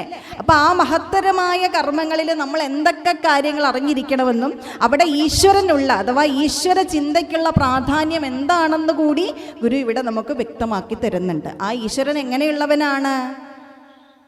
കാലാശ്രയമെന്നായണയുന്നോർക്കനുകൂലൻ പാലാക്ഷണധർമ്മിഷ്ടരിലേറ്റം പ്രതികൂലൻ പാലിക്കണമെന്നെ പരിചോടിന്നു കുളത്തൂർ കോലത്തുകര കോവിലിൽ വാഴും പരമേശൻ. കാലാശ്രയമെന്നായി അണയുന്നോർക്കനുകൂലൻ. ഇവിടുത്തെ പ്രതിപാദ്യമൂർത്തി ആരാ? ശിവനാണ്, അല്ലേ? ശിവന് 2 ഭാവങ്ങളുണ്ടെന്ന് നമുക്കറിയാം, അല്ലേ? പ്രസന്നമായൊരു ഭാവമുണ്ട്, അതോടൊപ്പം തന്നെ രൗദ്രഭാവവും ഉണ്ടെന്ന് നമുക്കറിയാം, അല്ലേ? അപ്പൊ ആ ശിവന്റെ 2 ഭാവത്തെയും ഗുരു ഇവിടെ നമുക്ക് കാട്ടിത്തന്നിരിക്കുന്നു. കാലാശ്രയമെന്നായി അണയുന്നോർക്ക് അനുകൂലൻ, എന്നാൽ ഫാലാക്ഷൻ അധർമ്മിഷ്ഠരിലേറ്റം പ്രതികൂലൻ. കാലാശ്രയം എന്ന് പറഞ്ഞാൽ എന്താ? ഈ കാലഗതിയുടെ നിയന്താവ് ഈശ്വരൻ മാത്രമാണെന്ന്, അഥവാ ആശ്രയം ഈ പറയുന്ന ഭഗവാൻ മാത്രമാണെന്ന തിരിച്ചറിവോട് കൂടി ഈ ലോകത്ത് ജീവിച്ച് ഈശ്വരനെ ഭജനം നടത്തി ജീവിച്ചു പോകുന്ന ഒരു മനുഷ്യന് എപ്പോഴും ഈശ്വരൻ അനുകൂലനായിരിക്കും. സൃഷ്ടിയും സ്രഷ്ടാവും സൃഷ്ടിജാലവും സൃഷ്ടിക്കുള്ള സാമഗ്രിയും എല്ലാം ഈശ്വരനാണെന്ന തിരിച്ചറിവോടുകൂടി അന്നവസ്ത്രാദി മുട്ടാതെ തന്നു രക്ഷിച്ച് ഞങ്ങളെ ധന്യരാക്കുന്ന നീ ഒന്ന് തന്നെയാണ്, ഒന്ന് മാത്രമാണ് ഞങ്ങൾക്ക് തമ്പുരാനെന്ന തിരിച്ചറിവോടുകൂടി അവിടുന്ന് കൽപ്പിക്കുന്നത് പോലെ മാത്രമേ എൻ്റെ ജീവിതത്തിൽ സംഭവിക്കൂ എന്ന തിരിച്ചറിവോടുകൂടി സർവവും ഈശ്വരനിൽ സമർപ്പിച്ചു ജീവിക്കുന്നവന് എപ്പോഴും ഭഗവാൻ അനുകൂലനായിരിക്കും. എന്നാൽ ഭാലാക്ഷൻ എന്ന് പറഞ്ഞാൽ എന്താണ്? ഭാലം നെറ്റിത്തടം എന്നാണ്. ഭാലം എന്നുള്ള വാക്കിന് നെറ്റി എന്നാണ് അർത്ഥം. അക്ഷം കണ്ണ്, അല്ലേ? ശിവന് എത്ര കണ്ണുണ്ട്? 3 കണ്ണുള്ളതായിട്ട് നമ്മൾ കേട്ടിട്ടുണ്ട്, അല്ലേ? അപ്പോൾ ശിവനെ നമ്മൾ സംഹാരകാരകനായിട്ട് കൂടിയാണ് കാണുന്നത്. ഇതെപ്പോഴും ഒന്നും തുറക്കാറില്ല, അല്ലേ? 2 കണ്ണുകൾ എപ്പോഴും തുറക്കുകയോ അടയ്ക്കുകയും ചെയ്യുമെങ്കിൽ ഈ നെറ്റിത്തടത്തിലെ കണ്ണ് ഭഗവാൻ എപ്പോഴും തുറക്കാറില്ല. അത് ആവശ്യമുള്ള സമയത്ത് മാത്രമേ തുറക്കാറുള്ളൂ. ചില അവസരത്തിൽ അധർമ്മത്തെ നശിപ്പിക്കാൻ, കാമനെ നശിപ്പിക്കാനായിട്ട് അത് ഉപയോഗിച്ചുള്ളതായിട്ട് നമ്മൾ കേട്ടിട്ടുണ്ട്, അല്ലേ? അപ്പൊ ചില സമയത്ത് ഈ പ്രപഞ്ചത്തിന്റെ സന്തുലിതാവസ്ഥ നിലനിർത്താനും ചില സമയത്ത് ഈ പ്രപഞ്ചത്തെ പ്രതികൂലമായി ബാധിക്കുന്ന എന്തിനെങ്കിലും നശിപ്പിക്കാനും ഒക്കെ വേണ്ടിയിട്ടാണ് ഭഗവാൻ ഈ കണ്ണ് തുറക്കാറുള്ളത്. അതെപ്പോഴും തുറക്കുന്നത് എപ്പോഴായിരിക്കും? അധർമ്മിഷ്ഠര് വരുന്ന സമയത്ത് ആ അധർമ്മത്തെ ഇല്ലായ്മ ചെയ്യാനായിട്ട് ഭഗവാൻ ആ കണ്ണുകൾ തുറപ്പിക്കും. അപ്പോൾ ഭഗവാന്റെ സൗമ്യവും രൗദ്രവുമായ 2 ഭാവങ്ങളെ നമുക്കിവിടെ കാണിച്ചു തരികയാണ്. കാലാശ്രയമെന്നായി അണയുന്നോർക്ക് അനുകൂലൻ, എന്നാൽ ഫാലാക്ഷൻ അധർമ്മിഷ്ഠരിലേറ്റം പ്രതികൂലൻ. പാലിക്കണമെന്നെ പരിചോടിന്നു കുളത്തൂർ കോലത്തുകര കോവിലിൽ വാഴും പരമേശൻ. ആരാ പരമേശൻ? പരം എന്ന വാക്കിന് ഒരർത്ഥം മായയ്ക്കും മായാകാര്യങ്ങൾക്കും വിഷയമല്ലാതുള്ളവൻ എന്നാണ്. എന്താണ് മായ? നമ്മൾ ദൈവദശകത്തിൽ കേട്ടിട്ടുള്ള ഒരു വാക്കാണ്, അല്ലേ? എല്ലാ ദിവസവും പാടാറില്ലേ? നീയല്ലോ മായയും മായാവിയും മായാവിനോദനും, നീയല്ലോ മായയെ എനിക്ക് സായുജ്യം നൽകുമാര്യനും. ഇങ്ങനെ എല്ലാ ദിവസവും പാടാറുണ്ട്. എന്താ ഈ പറയുന്നത്? ഈശ്വരൻ നടത്തുന്ന എന്തോ ഒരു ലീലയെക്കുറിച്ചാണ് പറയുന്നത്, അല്ലേ? അപ്പൊ ആ ലീലയെ ഋഷിവര്യന്മാർ വിളിച്ചിരിക്കുന്ന പേര് മായ എന്നാണ്. എന്താണ് ഈ മായ എന്ന് പറഞ്ഞാൽ? ഒന്നിൻ്റെ യഥാർത്ഥ സ്വരൂപത്തെ മറച്ചു വെച്ച് അതിനെ മറ്റൊന്നാക്കി കാണിച്ചു തരിക എന്നതാണ് മായ എന്ന വാക്കിൻ്റെ നിർവചനം. അതായത് നമ്മൾ ഇരുട്ടുള്ള ഒരു വഴി കൂടി നടന്നു പോയി. ഇപ്പം നിങ്ങൾ തിരിച്ചെല്ലാവരും ഇരുട്ടത്തല്ലേ പോകുന്നത്. അപ്പോൾ ആ ഇരുട്ടുള്ള വഴി കൂടി നിങ്ങളിങ്ങനെ നടന്നു പോകുന്ന സമയത്ത് നെടുനീളത്തിലൊരു കയറ് നിങ്ങൾ ഒരു അരണ്ട വെളിച്ചത്തിൽ കുറച്ച് ദൂരെ മാറി നിന്ന് നിങ്ങൾ ആ കയറിനെ കാണുകയാണെന്ന് വിചാരിച്ചോളൂ. പെട്ടെന്ന് അത് കാണുമ്പോൾ നിങ്ങൾക്ക് എന്തായിരിക്കും തോന്നുന്നത്? പാമ്പായിട്ടാണ് തോന്നുന്നത്. യഥാർത്ഥത്തിൽ അതെന്തായിരുന്നു? കയറായിരുന്നു. നമ്മളതിനെ കണ്ടത് എന്തായിട്ടാണ്? പാമ്പായിട്ടാണ്. ഈ പ്രക്രിയ വിളിക്കുന്ന പേരാണ് മായ. ഈ ലോകത്ത് നമ്മൾ കാണുന്നതൊന്നും യഥാർത്ഥമല്ല. അതിന് ഈശ്വരൻ മറ്റെന്തൊക്കെയോ ശരീരങ്ങൾ നിർമ്മിച്ചുകൊണ്ട് ഇതാണ് സത്യമെന്ന് നമ്മളെ തോന്നിപ്പിക്കുകയാണ് ചെയ്യുന്നത്. അപ്പോൾ ആ പ്രക്രിയ വിളിക്കുന്ന പേരാണ് മായ. ഈ മായയിൽ വലിയ വലിയ ആളുകൾ പോലും പെട്ടുപോകും. ഗുരു പറഞ്ഞിട്ടില്ലേ, മഹാദേവനും ബ്രഹ്മനും മുൻപരായോരഹോ മായയിൽ പെട്ടിരിക്കുന്നു ചിത്രം. അപ്പം ദേവാദികൾ പോലും ത്രിമൂർത്തികൾ പോലും ഈ മായയിൽ പെട്ടുപോകാറുണ്ട്. അപ്പം ഈ മായയ്ക്കും മായാകാര്യങ്ങൾക്കും വിഷയമല്ലാതുള്ളവൻ എന്ന് പറയുന്നത് ആരാ? ഇതിനെല്ലാം സൃഷ്ടിക്കുന്ന സൃഷ്ടിയും സ്രഷ്ടാവും സൃഷ്ടിജാലവും സൃഷ്ടിക്കുള്ള സാമഗ്രിയും എല്ലാമായിട്ടുള്ള സാക്ഷാത് പരബ്രഹ്മം. അങ്ങനെയല്ലേ ഇതിനെ നമ്മൾ വിളിക്കുക? സാക്ഷാത് ഈശ്വരൻ അല്ലേ? അപ്പം ആ പരബ്രഹ്മത്തെയാണ് ഇവിടെ കോലതീരേശനായിട്ട് ഗുരു പ്രതിപാദിച്ചിരിക്കുന്നത്, ശിവനായിട്ട് പ്രതിപാദിച്ചിരിക്കുന്നത് എന്ന് വേണം ഈ പരമേശ്വരൻ എന്ന പ്രയോഗം കൊണ്ട് നമ്മൾ അതിൽ നിന്ന് മനസ്സിലാക്കേണ്ടത്. അതാണ് പരം എന്ന് പറഞ്ഞാൽ അപ്പുറത്തേക്കൊന്നില്ലാത്തത് എന്നാണ് അർത്ഥം. ഇപ്പം ഈശ്വരന് അപ്പുറത്തേക്ക് വേറെ എന്തെങ്കിലും ഉണ്ടോ? പരബ്രഹ്മത്തിന് അപ്പുറത്തേക്ക് വേറൊന്നുമില്ല അല്ലേ? അപ്പം ആ പരബ്രഹ്മ സ്വരൂപനായ ഭഗവാൻ സുരാരീദ്രുതക്ഷം എവിടെയാ പറയുന്നത്? വിനായകാഷ്ടകത്തിൽ പറയുന്നു അല്ലേ? സുരന്മാരുടെ ശത്രുക്കളായ അസുരന്മാരാകുന്ന മരങ്ങളെ മുറിച്ചു കളയുന്നവനാണ് ഭഗവാൻ. എപ്പോഴും അധർമ്മം നമ്മുടെ കൂടെ ഉണ്ടെങ്കിൽ ആ അധർമ്മത്തെ ഭഗവാൻ ഇല്ലാതെയാക്കും. അധർമ്മിഷ്ഠരിൽ തീർച്ചയായിട്ടും ഭഗവാൻ അപ്രീതി ഉളവാക്കിക്കൊണ്ട് അവർക്ക് വേണ്ടുന്ന ശിക്ഷ ഏതെങ്കിലും ഒരു സമയത്ത് ചെയ്യും. അപ്പം ഇതിൽ നിന്ന് നമ്മൾ മനസ്സിലാക്കേണ്ട ഒരു കാര്യം കൂടി ഉണ്ട്. എന്താണത്? എപ്പോഴും ഈശ്വരനെ ഓർത്ത് നാം ചെയ്യുന്ന പ്രവർത്തികളിലൊക്കെ ഈശ്വരൻ്റെ സാന്നിധ്യം ഉണ്ടാകുമെന്നും ഈശ്വരൻ്റെ കണ്ണുണ്ടാകും എന്ന ചിന്തയോടും കൂടി ധർമ്മത്തിൽ അധിഷ്ഠിതമായിട്ട് മുന്നോട്ട് പോയാൽ എപ്പോഴും ഈശ്വരൻ നമ്മുടെ കൂടെ ഉണ്ടാകും അല്ലേ? അപ്പം അങ്ങനെയുള്ള ഒരുവന് മാത്രമേ ഈശ്വരാരാധന നടത്തുവാനായിട്ട് യോഗ്യതയുള്ളൂ. ഒരു സാധാരണ മനുഷ്യനെ സംബന്ധിച്ചിടത്തോളം അവൻ ഈശ്വരാരാധന നടത്തുവാൻ വേണ്ടുന്ന യോഗ്യത അതാണ്. അവൻ്റെ ധർമ്മം എന്താണെന്ന് തിരിച്ചറിഞ്ഞുകൊണ്ട് എന്നാൽ ഉപദ്രവം ഒരുത്തനും ഒന്നുകൊണ്ടും എന്നാളുമേൽ കരുത് ഞാൻ കരുതാതെ കണ്ടും നന്നായി വരട്ടെ മമ വൈരിജനങ്ങൾ പോലും എന്നാകണം മമ മനസ്സു ജഗത് സ്വരൂപ എന്ന പ്രാർത്ഥനയോടുകൂടി ജീവിക്കുക. ആർക്കും ഒരു ഉപദ്രവം ഉണ്ടാക്കാതെ നമ്മുടെ കർമ്മത്തിൽ അധിഷ്ഠിതമായിട്ട് നമ്മൾ ജീവിതം ജീവിച്ച് മുന്നോട്ട് പോയാൽ ഈശ്വരൻ നമ്മുടെ കൂടെ ഉണ്ടാവും. അതാണ് ആ ശ്ലോകത്തിൻ്റെ താല്പര്യം. പിന്നെ ഈ ഈശ്വരൻ എങ്ങനെയാണ് കാലാശ്രയനായത് എന്നാണ് നമ്മളോട് അടുത്ത ശ്ലോകത്തിൽ പറയുന്നത്. ഈ കാലഗതിയുടെ നിയന്താവ് ഈശ്വരനാണെന്നാണ് ആദ്യം പറഞ്ഞു വെച്ചത് അല്ലേ? അപ്പോൾ എങ്ങനെയാണ് ഈശ്വരൻ കാലാശ്രയനായി മാറുന്നതെന്നാണ് അടുത്ത ശ്ലോകത്തിൽ പറയുന്നത്. ഈ ലോകമശേഷം ക്ഷണമാത്രേണ സൃജിച്ചാരാലോകനമാത്രേണ ഭരിക്കുന്നനുവേലം ഈ ലീലകളാടുന്നവൻ ആണ്ടിടണമെന്നേ കോലത്തുകരക്കോവിലിൽ വാഴും പരമേശൻ. എന്താ പറയുന്നത്? ഈ ലോകം അശേഷം ക്ഷണമാത്രേണ സൃജിച്ച്. സാധാരണഗതിയിൽ ശിവനെ നമ്മൾ സംഹാരകാരകനായിട്ടാണ് കാണുന്നത്. ശിവന്റെ രൂപം തന്നെ സംഹാരകാരകന്റെ രൂപത്തിലുള്ളതാണ്. സൃഷ്ടിയുടെ കർത്താവ് സാക്ഷാത് ബ്രഹ്മാവാണ് അല്ലേ? സ്ഥിതികാരകനായിട്ടുള്ളത് വിഷ്ണുവാണ്. മഹേശ്വരന്റെ കർത്തവ്യമായിട്ട് നമ്മൾ കേട്ടിട്ടുള്ളത് എന്താണ്? സംഹാരം. ഇങ്ങനെയാണ് നമ്മൾ കേട്ടിട്ടുള്ളത്. ഈ കോലത്തുകര ക്ഷേത്രത്തിൽ തൃപാദങ്ങൾ 3 ആല് വച്ച് പിടിപ്പിച്ചിട്ടുണ്ട്.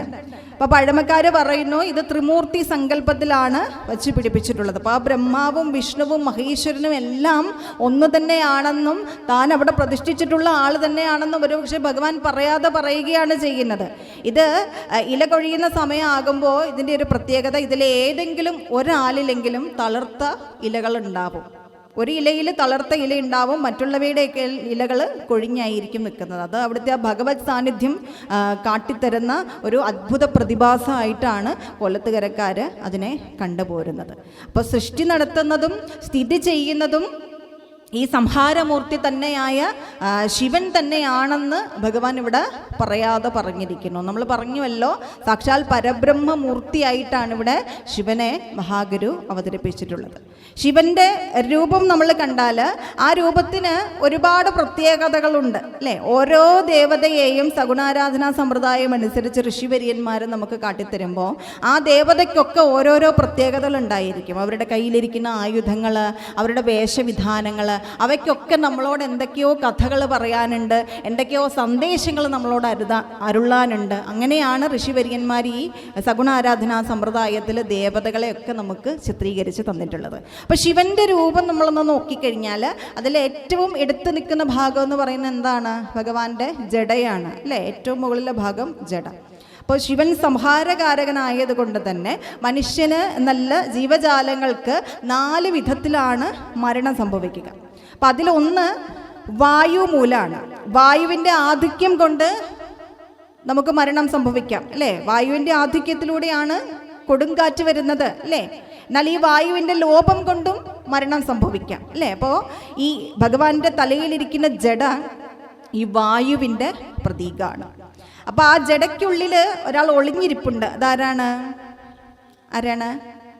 ഗംഗ അല്ലേ. അപ്പോൾ ഗംഗ ജലത്തിൻ്റെ പ്രതീകമാണ്. അതായത് നമുക്ക് മരണം ഭവിക്കാൻ കാരണമായിട്ടുള്ള മറ്റൊന്നാണ് ജലം അല്ലേ. ജലത്തിൻ്റെയും ആധിക്യം കൊണ്ടും ദൗർലഭ്യം കൊണ്ടും മനുഷ്യന് നല്ല ജീവജാലങ്ങൾക്ക് മരണം സംഭവിക്കാം. അപ്പോൾ ആ ജലത്തിൻ്റെ പ്രതീകമാണ് ഭഗവാന്റെ തലയിലിരിക്കുന്ന ഗംഗാദേവി. പിന്നെയോ ആയുധങ്ങൾ കൊണ്ട് നമുക്ക് മരണം സംഭവിക്കാം. അപ്പോൾ ആ ആയുധത്തിൻ്റെ പ്രതീകമാണ്. തൃശൂലത്തിന് വേറെയും അർത്ഥങ്ങളുണ്ട് എങ്കിൽ പോലും ആ ആയുധത്തിൻ്റെ പ്രതീകമായി കൂടി, അതായത് ഒരു മനുഷ്യന് മരണം സംഭവിക്കാൻ കാരണമായിട്ടുള്ള ആയുധത്തിൻ്റെ പ്രതീകമായിട്ട് കൂടി നമ്മൾ തൃശൂലത്തെ, ഭഗവാന്റെ കയ്യിലിരിക്കുന്ന ശൂലത്തെ നമ്മൾ സങ്കല്പിച്ചിട്ടുണ്ട്.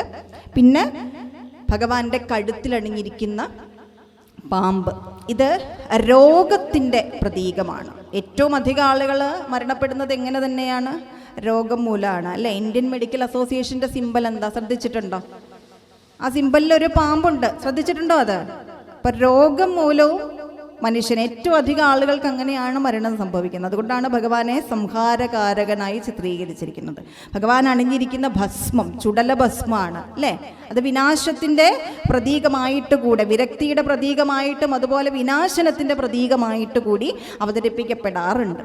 അപ്പം സംഹാരകാരകനാണ് ഭഗവാനെങ്കിൽ കൂടി ഇവിടെ സൃഷ്ടി ചെയ്യുന്നതും സ്ഥിതി ചെയ്യുന്നതും എല്ലാം സാക്ഷാൽ പരബ്രഹ്മ സ്വരൂപനായ ഭഗവാനാണെന്നാണ് ഈ ശ്ലോകത്തിൽ ഭഗവാൻ പറഞ്ഞു വെച്ചിരിക്കുന്നത്. ഈ ലോകം അശേഷം ക്ഷണമാത്രേണ സൃജിച്ച്.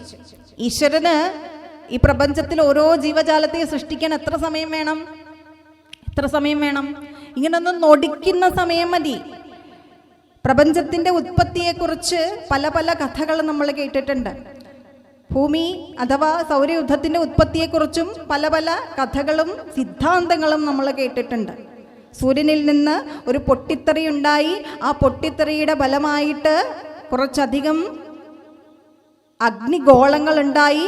ആ അഗ്നിഗോളങ്ങൾ വർഷങ്ങളോളം വളരെ വേഗത്തിൽ കറങ്ങി അതിലൊരു ഗോളമായ ഭൂമിയിൽ അല്ലേ, ആകാശഗോളമായ ഭൂമിയിൽ അതിൻ്റെ ഫലമായിട്ട് ഈ അഗ്നി ഗോളം കറങ്ങിക്കൊണ്ടിരുന്നതിൻ്റെ ഫലമായി അതിൽ നിന്നുണ്ടായ നീരാവി മുകളിലേക്ക് പോയി. കുറച്ചധികം കാലം കഴിഞ്ഞപ്പോൾ അത് തണുത്തുറഞ്ഞ് മഴ പെയ്ത് ഭൂമി തണുത്തു.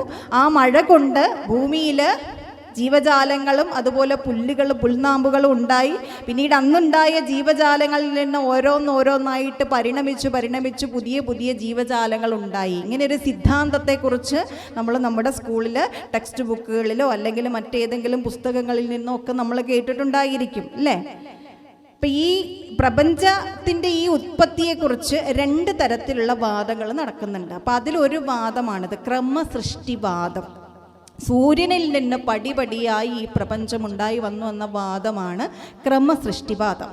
മറ്റൊന്ന് സൂര്യനടക്കമുള്ള എല്ലാ ആകാശഗോളങ്ങളും അവിടുത്തെ ജീവജാലങ്ങളും എല്ലാം ഒരുമിച്ചാണ് ഉണ്ടായത് എന്ന് പഠിപ്പിക്കുന്ന മറ്റൊരു വാദമുണ്ട്. അതിനെ യുഗപ സൃഷ്ടിവാദം എന്നാണ് പറയുന്നത്.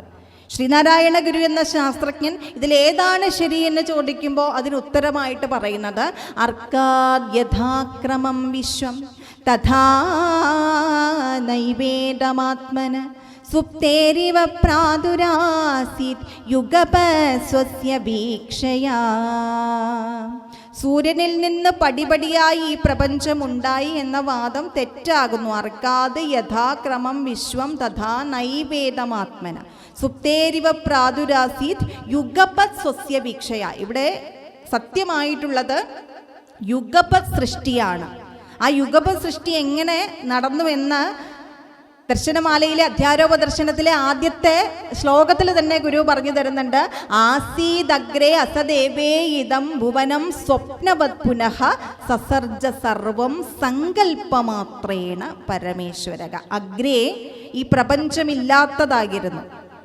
പിന്നീട് പരമേശ്വരൻ, ഇവിടെയും പരമേശ്വരൻ എന്ന വാക്കാണ് ഉപയോഗിച്ചിരിക്കുന്നത്. പരമേശ്വരൻ ഈ പ്രപഞ്ചത്തെ സ്വപ്നത്തിൽ നിന്ന് ഉണർന്നിട്ട് എന്ന വണ്ണം തൻ്റെ സങ്കല്പം കൊണ്ട് സൃഷ്ടിച്ചെടുത്തു. അതെങ്ങനെയെന്ന് കുറച്ചുകൂടി വിശദമായിട്ട് പറയും. ബീജാദങ്കുര വത്സസ്യ. വിത്ത് ഒരു ദിവസം നമ്മൾ കുഴിച്ചിട്ടു, ഒരു ദിവസം നമ്മൾ വന്ന് നോക്കുമ്പോൾ അതിലൊരു മുള പൊട്ടി നിൽക്കുന്നത് നമുക്ക് കാണാൻ സാധിക്കും. അതുപോലെ ഈ പ്രപഞ്ചത്തിലെ ഓരോ സൃഷ്ടിയെയും തൻ്റെ സങ്കല്പം കൊണ്ട് ഈശ്വരൻ ക്ഷണനേരം കൊണ്ടാണ് സൃഷ്ടിക്കുന്നത്. അതിനെ സംഹരിച്ചെടുക്കാനും എത്ര സമയം മതി? ഈ പറയുന്ന ഒന്ന് നൊടിക്കുന്ന സമയം മതി. നമുക്ക് ആർക്കെങ്കിലും അങ്ങനെ ഒരു വിചാരം ഉണ്ടോ? അല്ലേ? സൃഷ്ടി നടക്കുവാനും സംഹാരം നടക്കുവാനും അത്രയും സമയം മതിയാകും. അതാണ് പ്രപഞ്ച സൃഷ്ടി. ശ്രീനാരായണ ഗുരുസ്വാമി തൃപ്പാദങ്ങളുടെ പല സ്തോത്രകൃതികളിലും ആ തൃപ്പാദങ്ങൾ അത് വ്യക്തമായിട്ട് നമുക്ക് പറഞ്ഞു തന്നിട്ടുണ്ട്. ഷൺമുഖ സ്തോത്രം, അതുപോലെ മണ്ണന്തല ദേവീസ്തവം തുടങ്ങിയ സ്തോത്രങ്ങളിലൂടെയൊക്കെ നമുക്ക് പറഞ്ഞു തരുന്നത് ഈ പ്രപഞ്ചത്തിൻ്റെ നശ്വരതയെക്കുറിച്ചും ഈശ്വരനിലേക്ക് നമ്മൾ എത്തിച്ചേരേണ്ടുന്നതിൻ്റെ ആവശ്യകതയെക്കുറിച്ചുമാണ്. അത് സ്തോത്രകൃതികളിലും പറഞ്ഞു വെച്ചിരിക്കുന്നത് നമ്മൾ സാധാരണക്കാരതൊക്കെ മനസ്സിലാക്കി ജീവിക്കാൻ വേണ്ടിയിട്ടാണ്. ഇനി സൃഷ്ടി നടക്കുക മാത്രമേ ചെയ്യുന്നുള്ളൂ. എല്ലാറ്റിനെയും ക്ഷണനേരം കൊണ്ട് സൃഷ്ടിച്ച് അതിനെ ആര് ആലോകന മാത്രേണ ഭരിക്കുന്ന അനുവേലം എന്നാണ് ചോദിച്ചിരിക്കുന്നത്. ആ ശ്ലോകം പിരിക്കുന്നത് അങ്ങനെയാണ്. ഈ ലോകം അശേഷം ക്ഷണമാത്രേണ സൃജിച്ച് ആര് ആലോകന മാത്രേണ ഭരിക്കുന്നു അനുവേലം എന്നാണ്. ഈ ലോകം അശേഷം എന്ന് പറഞ്ഞാൽ എന്താ? മുഴുവനായും ക്ഷണമാത്രേണ സൃഷ്ടിച്ച് ആര് ആലോകന മാത്രേണ തൻ്റെ കടക്കൺ നോട്ടം കൊണ്ട് ഭരിക്കുന്നു അനുവേലം. അനുവേലം എന്ന് പറഞ്ഞാൽ കൂടെ കൂടെ എല്ലായ്പ്പോഴും തൻ്റെ കടക്കൺ നോട്ടം കൊണ്ട് ഇവിടേക്ക് എത്ര ജീവജാലങ്ങളെ, എത്രയോ കോടി ജീവജാലങ്ങളെ, കല്ലിനകത്തു കൂടി വാഴും ഒരൽപ്പജന്തു ഒന്നല്ല നിന്റെ കൃപയെന്നറിയിച്ചിടുന്നു അല്ലിക്കുടത്തിൽ അമരുന്ന അമരേന്ദ്രനും മറ്റെല്ലാവരും ഇങ്ങ് ഇതിലിരുന്നു വളർന്നിടുന്നു. അല്ലേ? അണു മുതൽ ആന വരെയുള്ള സകല ജീവജാലങ്ങളെയും സൃഷ്ടിക്കുക മാത്രമല്ല ഈശ്വരൻ ചെയ്യുന്നത്, പിന്നെയോ തൻ്റെ കടക്കൺ നോട്ടം കൊണ്ട് ഈ ജീവജാലങ്ങളെ എല്ലാം ഒരുപോലെ തന്നെ എപ്പോഴും നോക്കിക്കൊണ്ടായിരിക്കുന്നത്. അല്ലേ?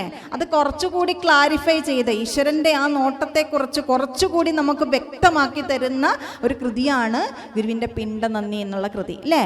4-5 മാസം ഒരുപോൾ നയനങ്ങൾ വച്ചു കാലൻ്റെ കയ്യിലണയാതെ വളർത്തിനിയേ കാലം കഴിഞ്ഞു കരുവിങ്കലിരുന്നു ഞാൻ അക്കാലം നിനച്ചു കരയുന്നിതു കേൾക്ക ശംഭോ. 4-5 മാസം ഒരുപോൾ നയനങ്ങൾ വച്ചു. രേതസ്സു തന്നെ ഇരു രക്തമൊടും കലർന്നു നാദം തിരണ്ട് ഒരു ഉരുവായി നടുവിൽ കിടക്കും. എന്ത്? മാതാവിൻ്റെയും പിതാവിൻ്റെയും അണ്ഡവും ബീജവും കൂടി കലർന്ന് ഒരു ഭ്രൂണമുണ്ടായി അഥവാ ഉരു ഉണ്ടായി, അതുമല്ലെങ്കിൽ ഒരു ശരീരമുണ്ടായി. അത് മാതാവിൻ്റെ ഗർഭപാത്രത്തിൻ്റെ നടുവിലേക്ക് വെക്കുന്നു അല്ലേ. അതിനുള്ളിലേക്ക് ഈശ്വരൻ തൻ്റെ ചൈതന്യമാകുന്ന എരിയെ കൂടി കൊളുത്തുന്നു അല്ലേ. അതിനെ ഒരു ഭ്രൂണമാക്കി വെക്കുക മാത്രമാണോ ചെയ്യുന്നത്? പിന്നീട് അവിടുന്ന് ഓരോ ദിവസവും അതിലെ ഓരോ ഇന്ദ്രിയങ്ങളെയും വളർച്ച പ്രാപിപ്പിച്ച് 9 മാസം എത്തിച്ച്, 4-5 മാസം എന്ന് പറഞ്ഞാൽ 9 മാസം എത്തിച്ച് അമ്മയുടെ ഉദരത്തിൽ നിന്ന് വെളിയിലേക്ക് കൊണ്ടുവന്ന് വീണ്ടും വളർത്തി ഈ ഇരിക്കുന്ന ഓരോ നമ്മളുമാക്കി മാറ്റുന്നത് ആരുടെ കഴിവാണ്? എൻ തമ്പുരാന്റെ കളി അല്ലേ.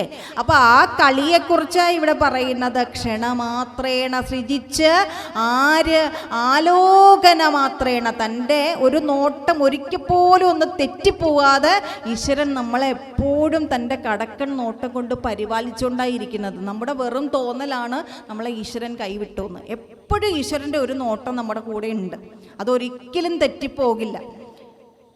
വിനായക അഷ്ടകം നമ്മൾ പഠിക്കുമ്പോൾ അവിടെ ഭഗവാന്റെ കണ്ണുകളെ കുറിച്ച് പറയുന്നു. ചലസാരസാക്ഷം ശ്രുതാമർത്യവൃക്ഷം പറയുന്നില്ലേ, ചലിച്ചുകൊണ്ടിരിക്കുന്ന സാരസാക്ഷം. താമരയുടെ ഇതളുകൾ പോലെയുള്ള ഭഗവാന്റെ കണ്ണുകൾ എപ്പോഴും ചലിച്ചുകൊണ്ടിരിക്കുക എന്നാണ് പറയുന്നത്. അതെന്തിനാ എപ്പോഴും ചലിച്ചുകൊണ്ടിരിക്കുന്നത്, ഇളകിക്കൊണ്ടിരിക്കുന്നത്? തൻ്റെ ഭക്തന്മാരെ സദാ നോക്കിക്കൊണ്ടിരിക്കുന്നു എന്നാ പറഞ്ഞിരിക്കുന്നതിനർത്ഥം. ശ്രുത അമർത്യവൃക്ഷം, ആശ്രയിക്കുന്നവരുടെ എല്ലാം അമർത്യവൃക്ഷമാണ് ഭഗവാൻ. അമർത്യവൃക്ഷം എന്ന് പറഞ്ഞാൽ കൽപ്പവൃക്ഷം എന്നാണ് അർത്ഥം. തന്നെ പ്രാർത്ഥിക്കുന്ന അല്ലെങ്കിൽ താൻ മാത്രമാണ് ആശ്രയം എന്ന് വിചാരിച്ച് തൻ്റെ തിരുവടികൾ ഓർത്ത് ജീവിക്കുന്ന ഓരോ മനുഷ്യൻ്റെയും ജീവിതത്തിൽ അവൻ ആവശ്യമുള്ളതെല്ലാം കൊടുക്കുന്ന കൽപ്പവൃക്ഷ കനിയാണ് ഭഗവാൻ. അതാണ് ഗുരുസ്വാമി തൃപ്പാദങ്ങൾ ഇവിടെ പറഞ്ഞു വെച്ചിരിക്കുന്നത്. ഈശ്വരൻ്റെ മഹിമാതിരേഖ എത്ര വലുതാണെന്നാണ് പറഞ്ഞു വെച്ചിരിക്കുന്നത്. ഈ ലോകം അശേഷം ക്ഷണമാത്രേണ സൃജിച്ച് ആര് ആലോകന മാത്രേണ ഭരിക്കുന്ന അനുവേലം.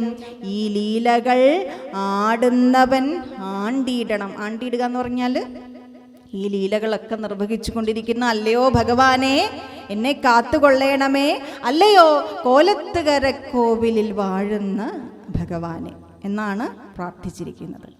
തൃപ്പാദങ്ങൾ നടത്തിയ ഏകപ്രതിഷ്ഠയല്ല കോലത്തുകര പ്രതിഷ്ഠ അല്ലേ. കേരളത്തിനകത്തും പുറത്തുമായിട്ട് എത്രയോ പ്രതിഷ്ഠകൾ ഗുരു നടത്തിയിരിക്കുന്നു. എന്നാൽ ഗുരു നമ്മളോട് പറഞ്ഞു തന്നിട്ടുള്ളത് ഈശ്വരൻ ഒന്നാണെന്നാണ്. ദൈവം ഒന്നേ ഉള്ളൂ എന്ന് തന്നെയാണ് പറഞ്ഞു തന്നിരിക്കുന്നത്. ഈ ദൈവം ഒന്നേ ഉള്ളൂ എന്ന് പഠിപ്പിച്ച ഗുരു എന്തിന് ഇത്രയധികം പ്രതിഷ്ഠകൾ നടത്തി? ഒരു സംശയമല്ലേ അത്? എന്തിന് ഇത്രയധികം ദേവതകളെ മഹാഗുരു നമുക്ക് പ്രതിഷ്ഠിച്ച് തന്നു? അങ്ങനെ ഒരു ചോദ്യം നമ്മുടെ ഉള്ളിലുണ്ടായാൽ ആ സംശയം നമ്മൾ ആരോടാ ചോദിക്കേണ്ടത്? ആരോടാ ചോദിക്കേണ്ടത്? അത് ചെയ്ത ഗുരുവിനോടല്ലേ ചോദിക്കേണ്ടത്. നമ്മുടെ ജീവിതത്തിൽ എന്ത് സംശയം ഉണ്ടായാലും ആ സംശയമൊക്കെ നിങ്ങൾ ഗുരുവിനോട് ചോദിച്ചോണം. എങ്ങനെയാ ചോദിക്കുക? ഒന്നെങ്കിൽ നിങ്ങളുടെ ചോദ്യത്തിനുള്ള ഉത്തരം ഈ ഗ്രന്ഥത്തിനുള്ളിൽ ഉണ്ടാവും. ശ്രീനാരായണ ഗുരു സമ്പൂർണ്ണ കൃതികൾ എന്ന ഗ്രന്ഥത്തിനുള്ളിൽ ഉണ്ടാവും. അതല്ലെങ്കിൽ ഒരു മനുഷ്യൻ ജീവിക്കേണ്ടത് എങ്ങനെയാണെന്ന് A to Z പറഞ്ഞു കൊടുത്ത ശ്രീനാരായണ ധർമ്മം എന്ന ഗ്രന്ഥമുണ്ട് അല്ലേ. ഇല്ലെങ്കിൽ അവിടെ ഉണ്ടാവും ഉത്തരം. ഇല്ലെങ്കിൽ ഗുരുവിൻ്റെ ജീവചരിത്രം വായിച്ചു നോക്കണം, അവിടെ ഉണ്ടാകും ഉത്തരം. ഈ 3 ഗ്രന്ഥങ്ങളിൽ എവിടെയെങ്കിലും ഉണ്ടാകും നിങ്ങളുടെ ജീവിതത്തിലെ എല്ലാ ചോദ്യങ്ങൾക്കുള്ള ഉത്തരം. അപ്പം അങ്ങനെ ഒരു സംശയം നമ്മൾ ഗുരുവിനോട് ചോദിക്കുകയാണ്. അല്ലയോ മഹാഗുരു, അങ്ങ് ഞങ്ങൾക്ക് പഠിപ്പിച്ച് തന്നിട്ടുണ്ട് ദൈവം ഒന്നേ ഉള്ളൂ എന്ന്. എന്നിട്ടും എന്തിന് അങ്ങ് ഇത്രയധികം പ്രതിഷ്ഠകൾ ഞങ്ങൾക്ക് വേണ്ടി നടത്തി തന്നു? കോലത്തുകരയിൽ തന്നെ 2 പേരിരിപ്പുണ്ട്. ആരൊക്കെയാണ്? ശിവനുണ്ട്, അതോടൊപ്പം തന്നെ തൃപ്പാദങ്ങളുടെ സാന്നിധ്യത്തിൽ തൃപ്പാദങ്ങളുടെ നിർദ്ദേശപ്രകാരം തൃപ്പാദങ്ങളുടെ ശിഷ്യനായ ബോധാനന്ദ സ്വാമികൾ നടത്തിയ മറ്റൊരു പ്രതിഷ്ഠ കൂടി കോലത്തുകര ക്ഷേത്ര സവിധത്തിലുണ്ട്. അതൊരു ഗണപതി പ്രതിഷ്ഠയാണ്. ആ ഗണപതി പ്രതിഷ്ഠയ്ക്ക് പിന്നിൽ ഒരു കഥയുണ്ട്. കോലത്തുകരയിൽ തൃപ്പാദങ്ങൾ താമസിച്ചു കൊണ്ടിരുന്ന സമയത്ത് അവിടെ പല ക്ഷേത്രങ്ങളും സന്ദർശിച്ച് പലയിടങ്ങളും താണ്ടി ഒരു മഹാസിദ്ധൻ അവിടെ എത്തി. അദ്ദേഹത്തിൻ്റെ പേര് ആർക്കും അറിയില്ല, ആരും അദ്ദേഹത്തോട് ചോദിച്ചിട്ടില്ല. എങ്കിലും അദ്ദേഹത്തിന് സമൃദ്ധമായ ജടയുണ്ടായിരുന്നതിനാൽ അദ്ദേഹത്തെ ജടാധരസ്വാമികൾ എന്നാണ് എല്ലാവരും വിളിച്ചു പോന്നിരുന്നത്. അപ്പം ജടാധരസ്വാമികൾ ഗുരുവിൻ്റെ സമീപത്തെത്തിയപ്പോൾ ഗുരു ചോദിച്ചു, ഇനി സ്ഥിരമായി തങ്ങാൻ ഒരു സ്ഥലം വേണം അല്ലേ? അദ്ദേഹം അതിനൊന്ന് ഇരുത്തി മൂളി, ആവശ്യമാണ് എന്ന തരത്തിൽ. അപ്പോൾ ജടാധര സ്വാമികൾക്ക് ഞാൻ മുമ്പ് പറഞ്ഞ ഇലങ്കം എന്ന കെട്ടിടം അദ്ദേഹത്തിന് താമസിക്കുവാൻ വേണ്ടുന്ന സൗകര്യങ്ങളൊക്കെ ഒരുക്കി കൊടുത്ത് അവിടെ അദ്ദേഹത്തെ താമസിപ്പിക്കുവാൻ തൃപ്പാദങ്ങൾ നിർദ്ദേശിച്ചു. അപ്പം അദ്ദേഹം ഒരു നല്ല ഗണപതി ഉപാസകനായിരുന്നു. അദ്ദേഹത്തിൻ്റെ കയ്യിലുണ്ടായിരുന്ന ഗണപതി വിഗ്രഹം ഇന്ന് ഈ ഗണപതി പ്രതിഷ്ഠ, ഗണപതിയുടെ ശ്രീകോവിൽ കാണുന്ന സ്ഥലത്ത് ഒരു ചെറിയ ഷെഡുണ്ടാക്കി അതിനുള്ളിൽ വച്ച് അദ്ദേഹം പൂജിച്ചു പോന്നിരുന്നു. മഹാസിദ്ധനായിരുന്നു. പഴമക്കാർ പറയുന്നു പലപ്പോഴും അദ്ദേഹത്തിന് ഗണപതി ഭഗവാൻ പ്രത്യക്ഷനായിരുന്നു എന്ന്. തന്നെയുമല്ല, അദ്ദേഹത്തിൻ്റെ സിദ്ധിവിശേഷം വെളിപ്പെടുത്തുന്ന തരത്തിലുള്ള പല സംഭവങ്ങളും ഈ കോലത്തുകരയിൽ വെച്ച് ഉണ്ടായിട്ടുണ്ട്. ഒരിക്കൽ തൃപ്പാദങ്ങളോടൊപ്പം ധ്യാനിച്ചിരുന്ന ജടാധര സ്വാമികളോട് കോലത്തുകരയിൽ ഇരുന്നു കൊണ്ട് തന്നെ ശ്രീനാരായണ ഗുരുസ്വാമി തൃപ്പാദങ്ങൾ ചോദിക്കുന്നുണ്ട്, അരുവിപ്പുറത്ത് ഇപ്പോൾ എന്ത് സംഭവിച്ചു? അപ്പോൾ അദ്ദേഹം അതിന് പറഞ്ഞ മറുപടി, അരുവിപ്പുറത്തെ കെടാവിളക്ക് അണഞ്ഞുപോയി. അദ്ദേഹത്തിൻ്റെ സിദ്ധിവിശേഷം എത്ര വലുതാണെന്ന് മനസ്സിലായി കാണും എന്ന് വിചാരിക്കുന്നു. അദ്ദേഹത്തിൻ്റെ മഹാസമാധി, അതായത് അദ്ദേഹത്തിൻ്റെ സമാധി ദിനം മുൻകൂട്ടി നിശ്ചയിച്ചിരുന്നു. ഇന്ന ദിവസം ഞാൻ സമാധിയാകും എന്ന് നിശ്ചയിച്ചിരുന്നു. അതിന് പ്രകാരം അവിടെ ഉണ്ടായിരുന്നവരോട്, കോലത്തുകരക്കാരോട് പറഞ്ഞതനുസരിച്ച് കോലത്തുകരയിൽ അന്നുണ്ടായിരുന്ന കോലത്തുകര വാസികൾ, ക്ഷേത്രവുമായിട്ട് ബന്ധപ്പെട്ട ആളുകൾ ശിവഗിരിയിലേക്ക് ആളെ അയച്ചു ഗുരുവിനോട് കാര്യം ഉണർത്തിച്ചു. ഗുരു എത്തുന്നതിന് മുൻപേ തന്നെ സമാധിക്ക് വേണ്ട ഒരുക്കങ്ങളൊക്കെ പൂർത്തിയാക്കാനായിട്ട് കോലത്തുകരയിലേക്ക് ആളെ അയച്ചു. അപ്പോൾ അദ്ദേഹം സമാധിയാകുന്നതിന് മുൻപ് പറഞ്ഞിരുന്നു തന്നെ സമാധി ഇരുത്തുന്ന സ്ഥാനത്ത് ഒരു ഗണപതിയെ പ്രതിഷ്ഠിക്കണം എന്ന് അദ്ദേഹം നേരത്തെ തന്നെ നിർദ്ദേശിച്ചിരുന്നു. അപ്പോൾ അതിൻ്റെ ഫലമായിട്ട് അതിന് വേണ്ടുന്ന ഒരുക്കങ്ങളെല്ലാം തന്നെ അവിടെ പൂർത്തിയാക്കിയതിന് ശേഷമാണ് അദ്ദേഹം സമാധിയാകുന്നത്. സമാധിക്ക് ശേഷം ശ്രീനാരായണ ഗുരുസ്വാമി തൃപ്പാദങ്ങൾ അവിടെ എത്തി ഗുരുവിൻ്റെ സാന്നിധ്യത്തിൽ തന്നെ സമാധി ഇരുത്തൽ ചടങ്ങുകൾ നടത്തി. ആ കൂട്ടത്തിൽ തന്നെ അദ്ദേഹം നിർദ്ദേശിച്ച പ്രകാരമുള്ള ഗണപതി പ്രതിഷ്ഠ അത് നടത്തിയത് തൃപ്പാദങ്ങളുടെ വത്സര ശിഷ്യനായ ബോധാനന്ദ സ്വാമികളാണ്. ബോധാനന്ദ സ്വാമികൾ പ്രതിഷ്ഠ നടത്തിയതിന് ശേഷം തൃപ്പാദങ്ങൾ ആ വിഗ്രഹത്തിൻ്റെ മുകളിൽ കൈവച്ചുകൊണ്ട് കുറച്ചധിക സമയം പ്രാർത്ഥിച്ചു നിന്നു എന്നാണ് ചരിത്രത്തിൽ പറയുന്നത്. അങ്ങനെ ഒരു ഗണപതി ക്ഷേത്രമുണ്ട്. പിന്നെ ആരെങ്കിലും ഉണ്ടോ അവിടെ? പിന്നെ ഒരു നാഗത്തറയുണ്ട്. അതല്ലാതെ മറ്റൊരു പ്രത്യേകത കൂടി കോലത്തുകരയ്ക്കുണ്ട്. അതെന്താണെന്നറിയാമോ? ശ്രീനാരായണ ഗുരുവിനെ ആരാധിക്കുന്ന ഒരു ഗുരുമന്ദിരമാണല്ലേ. ഒരു ക്ഷേത്രം എന്നതിനപ്പുറത്തേക്ക് ഇതൊരു ഗുരുമന്ദിരമല്ലേ. ഇങ്ങനൊരു ഗുരുമന്ദിരം ആദ്യമായി വന്നത് എവിടെയാ? കോലത്തുകരയിലാണ്. തൃപ്പാദങ്ങളുടെ ഷഷ്ടി പൂർത്തിയോടനുബന്ധിച്ച് 1916 തൃപ്പാദങ്ങളെ ഇരുത്തിക്കൊണ്ട്, അതായത് പത്മാസനത്തിൽ മേൽമുണ്ട് കുറച്ച് മുകളിലേക്ക് മാറ്റിക്കൊണ്ട് പത്മാസനത്തിൽ ഇരിക്കുന്ന ഭഗവാനെ നോക്കിക്കൊണ്ട് വാതിൽക്കോട്ട കുഞ്ഞുകൃഷ്ണ കുറുപ്പ് എന്ന ചിത്രകാരൻ വരച്ച ഒരു ചിത്രം. അത് നോക്കിയിട്ട് തൃപ്പാദങ്ങൾ ആശിസ് പോലെ അഥവാ അനുഗ്രഹം പോലെ പറഞ്ഞിട്ടുണ്ട്, ഇത് നാം തന്നെയാണല്ലോ എന്ന്. ഇപ്പോൾ ഗുരുവിൻ്റെ യഥാർത്ഥ സ്വരൂപം ഏതെന്ന് ചോദിച്ചാൽ അത് കോലത്തുകരയിൽ ചെന്നാൽ നമുക്ക് കാണാൻ സാധിക്കും. ഗുരു ആയിരിക്കുന്നത് പോലെ എങ്ങനെ ഇരിക്കുന്നോ അത് നമുക്ക് അവിടെ ചെന്നാൽ കാണാൻ സാധിക്കും. അത് കുമാരനാശാൻ അവിടെ സ്ഥാപിച്ച് ആരാധന തുടങ്ങുന്നത് 1916 സ്വാമി തൃപ്പാദങ്ങളുടെ ഷഷ്ടി പൂർത്തിയോടനുബന്ധിച്ചാണ്. അവിടേക്ക് സാധാരണഗതിയിൽ നമ്മൾ കൊച്ചുകുട്ടികളെ ക്ഷേത്രത്തിനകത്ത് പ്രവേശിപ്പിക്കാറുള്ളത് 6 മാസത്തിന് ശേഷമാണ്, അവരുടെ ചോറൂണിന് ശേഷമാണ്. എന്നാൽ തൃപ്പാദങ്ങൾ നിർദ്ദേശിച്ച പ്രകാരം ഒരു കൊച്ചുകുട്ടിയെ വെളിയിലേക്ക് കൊണ്ടുപോകുന്ന പ്രായം 3 മാസമാണ്.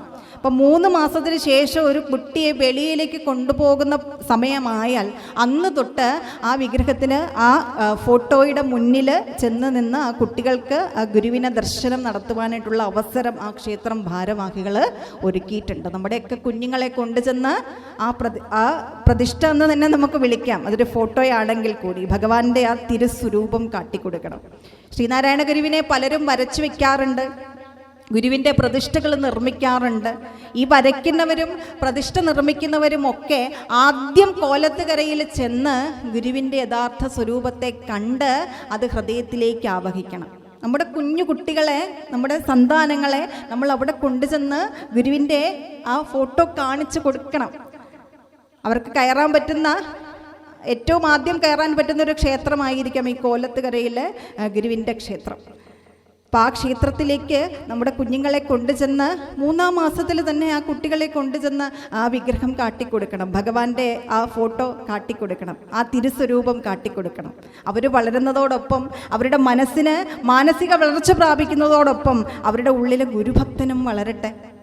അങ്ങനെ ഗുരുവിൻ്റെ ക്ഷേത്രമുണ്ട്, ഗണപതിയുണ്ട്, കോലതീരേശനുണ്ട്. ഇത്രയും ആളുകൾ കോലത്ത് കരയിലുണ്ട്. നമ്മളുടെ വിഷയം അതല്ലായിരുന്നു. ഗുരു അവിടെ ഗണപതിയെയും പ്രതിഷ്ഠിച്ചിട്ടുണ്ട്, അതോടൊപ്പം തന്നെ ശിവനെയും പ്രതിഷ്ഠിച്ചിട്ടുണ്ട്. കൂടാതെ ധാരാളം പ്രതിഷ്ഠകൾ വേറെയും ദേവതകളുടെ പ്രതിഷ്ഠ ഗുരു നടത്തിയിട്ടുണ്ട്.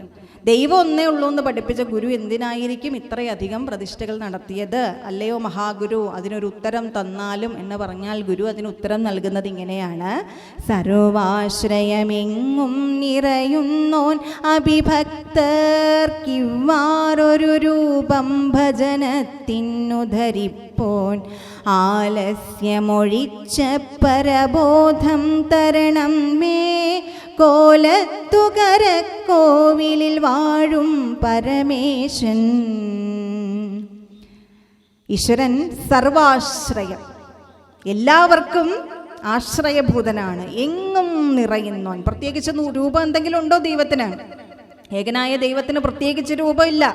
എല്ലാവർക്കും ആശ്രയമാണ്, എല്ലായിടത്തും നിറഞ്ഞിരിക്കുന്നവനാണ് അല്ലേ? കല്ലിനകത്ത് കുടിവാഴും ഒരല്പജന്തു മുതൽ അല്ലിക്കുടത്തിൽ അമരുന്ന അമരേന്ദ്രന്റെ ഉള്ളിൽ വരെ നിറഞ്ഞിരിക്കുന്നു. കനിഞ്ഞു മണ്ണും അപ്പും അപ്പുറം കലർന്ന കാറ്റോടങ്ങണഞ്ഞു, വിണ്ണിലങ്ങും ഇന്നും ഒന്നിരുന്നു മിന്നിടും മണം കലർന്ന മേനി. സദാശിവ ദർശനത്തിൽ വിശേഷിപ്പിച്ചിരിക്കുന്നതാണ്. പഞ്ചഭൂതങ്ങളുടെ ഉള്ളിലും അവ കൊണ്ട് നിർമ്മിതമായിരിക്കുന്ന സകല സൃഷ്ടിജാലങ്ങളുടെ ഉള്ളിലും നിറഞ്ഞിരിക്കുന്നത് ഈശ്വരൻ തന്നെയാണ്. എന്നാൽ ഒരു സാധാരണക്കാരന് ഈ നാമരൂപരസഗന്ധരഹിതനായ ഈശ്വരനെ ഭജിക്കേണ്ട ആവശ്യമില്ലേ? അപ്പൊ ഭജിക്കണമെന്നുണ്ടെങ്കിൽ ഒരു രൂപമുണ്ടെങ്കിൽ മാത്രമേ അതിന് സാധിക്കൂ, അല്ലെങ്കിൽ അതിനെന്തെങ്കിലും ഒരു മാർഗം ഉണ്ടെങ്കിലേ പറ്റൂ. അപ്പൊ സൗമ്യ അനിരുദ്ധൻ എന്ന് പറയുമ്പോൾ നിങ്ങളുടെ ഉള്ളിലേക്കൊരു രൂപം വരണം. ആ രൂപം വന്നതെങ്ങനെയാ? ഞാനിവിടെ വരുന്നതിന് മുമ്പ് എൻ്റെ ഫോട്ടോ കണ്ടിട്ടല്ലേ? അങ്ങനെ ഏതൊരു വസ്തുവിനെയും കുറിച്ച് നിങ്ങൾ മനസ്സിലാക്കുന്നത് നിങ്ങൾ അതിനെ കണ്ടിട്ടുള്ളത് കൊണ്ടാണ് അല്ലേ? അപ്പം അങ്ങനെ കാണാൻ ഒന്നുണ്ടെങ്കിൽ മാത്രമേ സാധാരണ ഒരു ഭക്തന് ഈശ്വര ആരാധന സാധ്യമാകൂ അല്ലേ? അപ്പം അങ്ങനെ ഈശ്വരനെ ഒരു രൂപം ധരിപ്പിച്ച്, രൂപങ്ങളില്ലാത്ത ഗുണങ്ങളില്ലാത്ത ഈശ്വരന് ഒരു രൂപം കൊടുത്ത് ആരാധിക്കുന്ന ഒരു ആരാധനാ സമ്പ്രദായം ഭാരതത്തിലെ ഋഷിവര്യന്മാർ നമുക്ക് കൊണ്ടുവന്ന് തന്നു. കണ്ണില്ലാതെ കാണുന്നവൻ, ചെവിയില്ലാതെ കേൾക്കുന്നവൻ, മൂക്കില്ലാതെ മണക്കുന്നവൻ, നാക്കില്ലാതെ രുചിക്കുന്നവൻ, ത്വക്കില്ലാതെ സ്പർശിക്കുന്നവനുമാകുന്ന ചിത്പുരുഷൻ, ആത്മവിലാസത്തിൽ പരബ്രഹ്മത്തിൻ്റെ നിർവചനം, അതിൻ്റെ വിശദീകരണം ഇവയൊക്കെ വ്യക്തമാക്കിക്കൊണ്ട് ഗുരു രചിച്ചു തന്ന ഗദ്യകൃതിയാണ് ആത്മവിലാസം. ഈ ആത്മവിലാസത്തിൽ ഇങ്ങനെയാണ് ഗുരു ദൈവത്തെ നമുക്ക് പ്രകീർത്തിച്ച് തന്നിട്ടുള്ളത്, അഥവാ നിർവചിച്ച് തന്നിട്ടുള്ളത്. അപ്പം ആ ദൈവത്തെ ഭജിക്കാൻ, സാധാരണക്കാരന് ഭജിക്കാൻ വേണ്ടിയിട്ട് പല പല രൂപങ്ങളിലും ഭാവങ്ങളിലും ഈശ്വരൻ നമ്മുടെ മുന്നിൽ പ്രത്യക്ഷനാകുന്നു. അതാണ് ഈ പറഞ്ഞിരിക്കുന്നതിനർത്ഥം. സർവാശ്രയം എങ്ങും നിറയുന്നോൻ അപ്പി ഭക്തർക്ക് ഇവാറൊരു രൂപം ഭജനത്തിന് ധരിപ്പോൾ. ദൈവം ഓരോ രൂപങ്ങൾ ധരിക്കുന്നത് എന്തിനു വേണ്ടിയിട്ടാ? ഭക്തന്മാർക്ക്, സാധാരണക്കാരായ ഭക്തന്മാർക്ക് ഭജനം നടത്തുന്നതിന് വേണ്ടി, ആരാധന നടത്തുവാൻ വേണ്ടിയിട്ട് ഒരു രൂപം ആവശ്യമായതുകൊണ്ട് ആ രൂപത്തിൽ ഭക്തന് ഏത് ഭാവത്തിലാണോ, ഏത് രൂപത്തിലാണോ ഈശ്വരനെ ആരാധിക്കാൻ ഇഷ്ടം, ആ രൂപത്തിൽ ഭഗവാനെ അവരുടെ ഹൃദയത്തിൽ സ്മരിക്കുമ്പോൾ ആ രൂപത്തിൽ പ്രത്യക്ഷനായി നിന്നുകൊണ്ട് ആ ദേവതയുടെ സാന്നിധ്യം ആ ഭക്തനുണ്ടാവുന്നു. ആ ദേവതയുടെ സാമീപ്യം കൊണ്ട്, ആ ദേവതാ ഉപാസന കൊണ്ട്, ആ ദേവതയെ വശത്താക്കി വെച്ചുകൊണ്ട് ഒരു ഭക്തന് തൻ്റെ കാര്യങ്ങളൊക്കെ നിറവേറ്റാനും സാധിക്കുന്നു. ഇതാണ് സഗുണ ആരാധനാ മാർഗത്തിലുള്ള ഈശ്വര ആരാധനാ രീതി. അപ്പം ശ്രീനാരായണ ഗുരുസ്വാമി തൃപ്പാദങ്ങൾ എന്ന ഭാരതീയ ഋഷീശ്വരൻ നമുക്ക് കാട്ടിത്തരുന്ന ഒരു ആരാധനാ മാർഗവും ഇത് തന്നെയാണ്, സഗുണ ആരാധന ആരാധനാ മാർഗം. അങ്ങനെ നമുക്ക് കോലതീരേശൻ എന്ന ഭാവത്തിലാണ് ഇപ്പോൾ ഭഗവാൻ പ്രത്യക്ഷനായിരിക്കുന്നത്.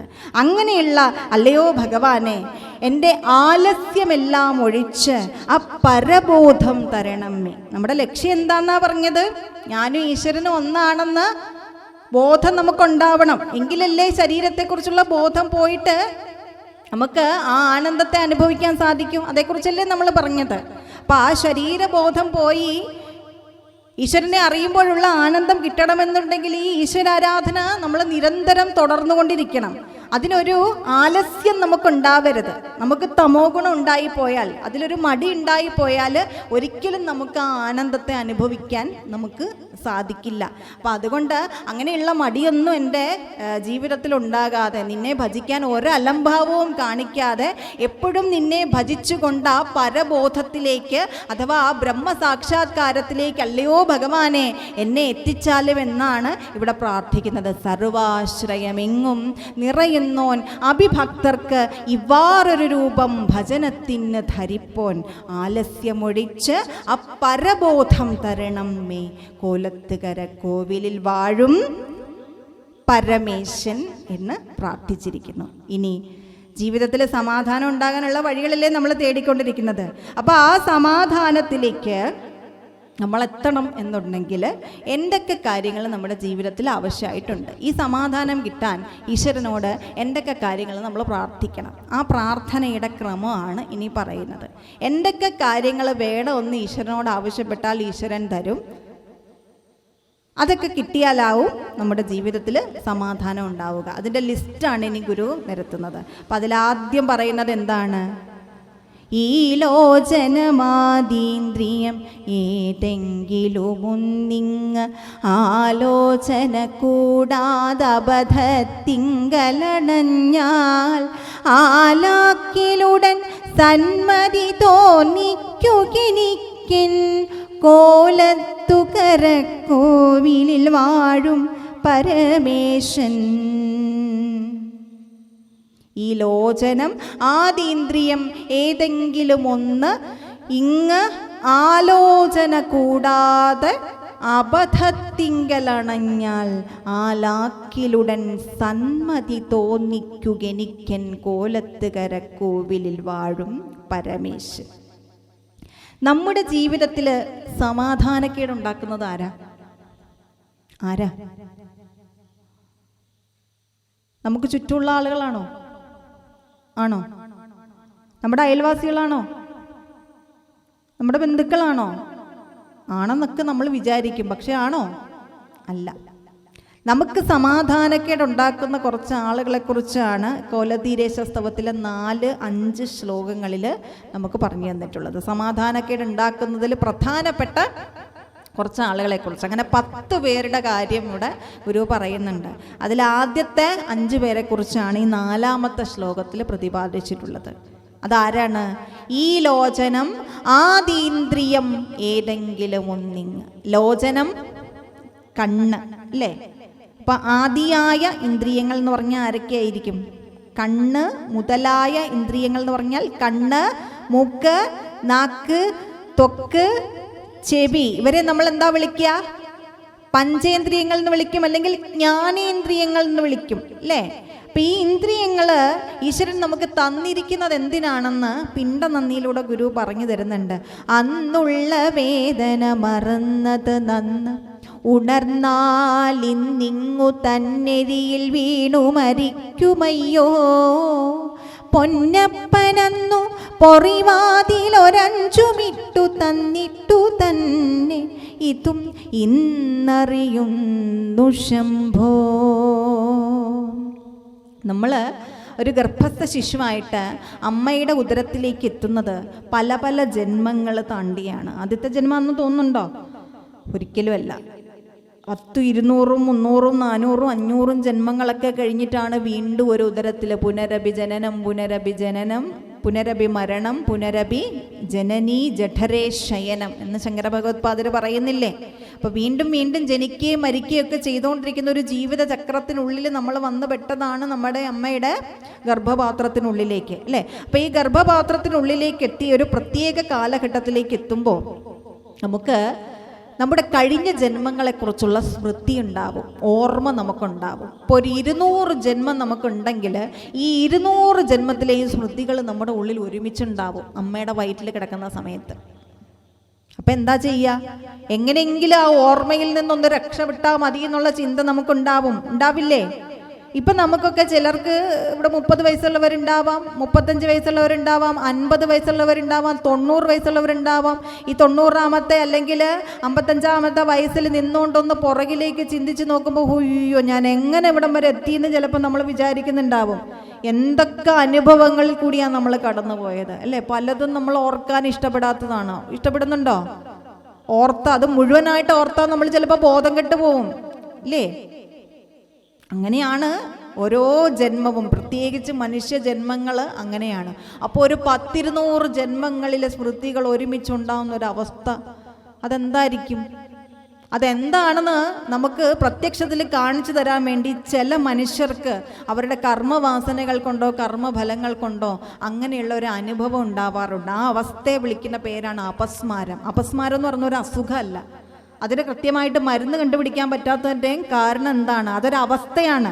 ഈ പൂർവ്വജന്മങ്ങളിലെ സ്മൃതികൾ ഒരുമിച്ചുണ്ടായാൽ തലച്ചോറിലേക്ക് ഒരു ഷോക്ക് കൊടുക്കുന്നത് പോലെയാണ്. ഷോക്ക് അടിക്കുമ്പോൾ ഒരാൾക്ക് ഉണ്ടാകുന്ന ബുദ്ധിമുട്ടല്ലേ അപസ്മാരം വന്ന ഒരാൾക്ക് ഉണ്ടാവുക? അവർ ബോധം കെട്ട് വീഴും, അവരുടെ വായിൽ നിന്ന് നൊരയും പതയും വരും, അങ്ങനെയല്ലേ? അവരുടെ പൂർവ്വജന്മ സ്മൃതി അവർക്കുണ്ടാകുന്ന ആ ഒരു അവസ്ഥയാണ്. ഇതേ അവസ്ഥയാണ് ഗർഭകാലഘട്ടത്തിൽ അമ്മയുടെ ഉദരത്തിൽ കിടക്കുമ്പോൾ നമുക്ക് ഉണ്ടാവുന്നത്. അപ്പം എന്താ ചെയ്യുക? ഈ ജന്മങ്ങളിൽ നിന്ന്, ഈ സ്മരണകളിൽ നിന്ന് എങ്ങനെയെങ്കിലും ഒന്ന് പുറത്ത് കിടക്കണം എന്നുള്ള ചിന്ത ഒരുവനുണ്ടാവും. അതിൻ്റെ ഫലമായിട്ട് ഗർഭപാത്രം എന്ന അറയ്ക്കുള്ളിൽ അവൻ ഓരോ വാതിലുകൾ അന്വേഷിക്കും. ആ വാതിലുകൾ അന്വേഷിക്കുമ്പോൾ അവൻ്റെ വളർച്ച കാലഘട്ടം പൂർത്തിയായി കഴിയുമ്പോൾ അതിനുള്ളൊരു കെൽപ്പ് കിട്ടും. വാതിൽ അന്വേഷിച്ച് അതിൽ നിന്നും പുറത്ത് കിടക്കാനായിട്ടുള്ള ഒരു ആരോഗ്യത്തിലേക്ക് അവൻ വരികയാണ്. ആ സമയത്ത് അമ്മയുടെ ഗർഭപാത്രത്തിൻ്റെ സ്ഥലത്തിലേക്ക് അവൻ ശക്തിയായിട്ടൊരു ബലം പ്രയോഗിക്കുന്നു. അതിൻ്റെ ഫലമായിട്ടാണ് അമ്മയ്ക്ക് പ്രസവ വേദന ഉണ്ടാവുന്നത്. അപ്പോൾ ആ പ്രസവ വേദനയുടെ ഫലമായിട്ടൊന്ന് ഓർത്തു നോക്കൂ, ഈശ്വരൻ്റെ സൃഷ്ടി വൈഭവം എത്ര വലുതാണെന്ന് നമ്മളൊക്കെ ചിന്തിക്കുന്നതിനുമൊക്കെ പുറത്താണ്.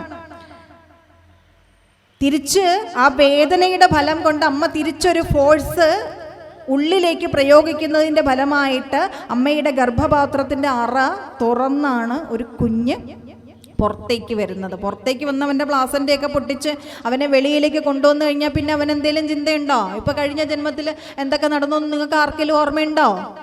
ഉണ്ടോ? ഇല്ല. എങ്കിലും ഇടയ്ക്കൊക്കെ നമുക്കിങ്ങനെ തോന്നാറില്ലേ?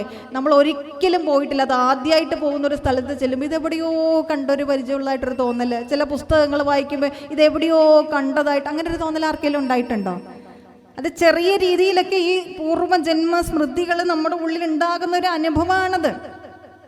എന്നാൽ ഈ സ്മരണയിൽ നമ്മുടെ പൂർവ്വ കാലഘട്ടത്തിൽ നമ്മൾ അനുഭവിച്ച ദുരനുഭവങ്ങളൊക്കെ നമ്മുടെ ഉള്ളിലേക്ക് ഒരുമിച്ച് കടന്നു വന്നാലത്തെ അവസ്ഥ ഒന്ന് ആലോചിച്ച് നോക്കി. ഒരു ജന്മത്തിലെ പറ്റുന്നില്ല.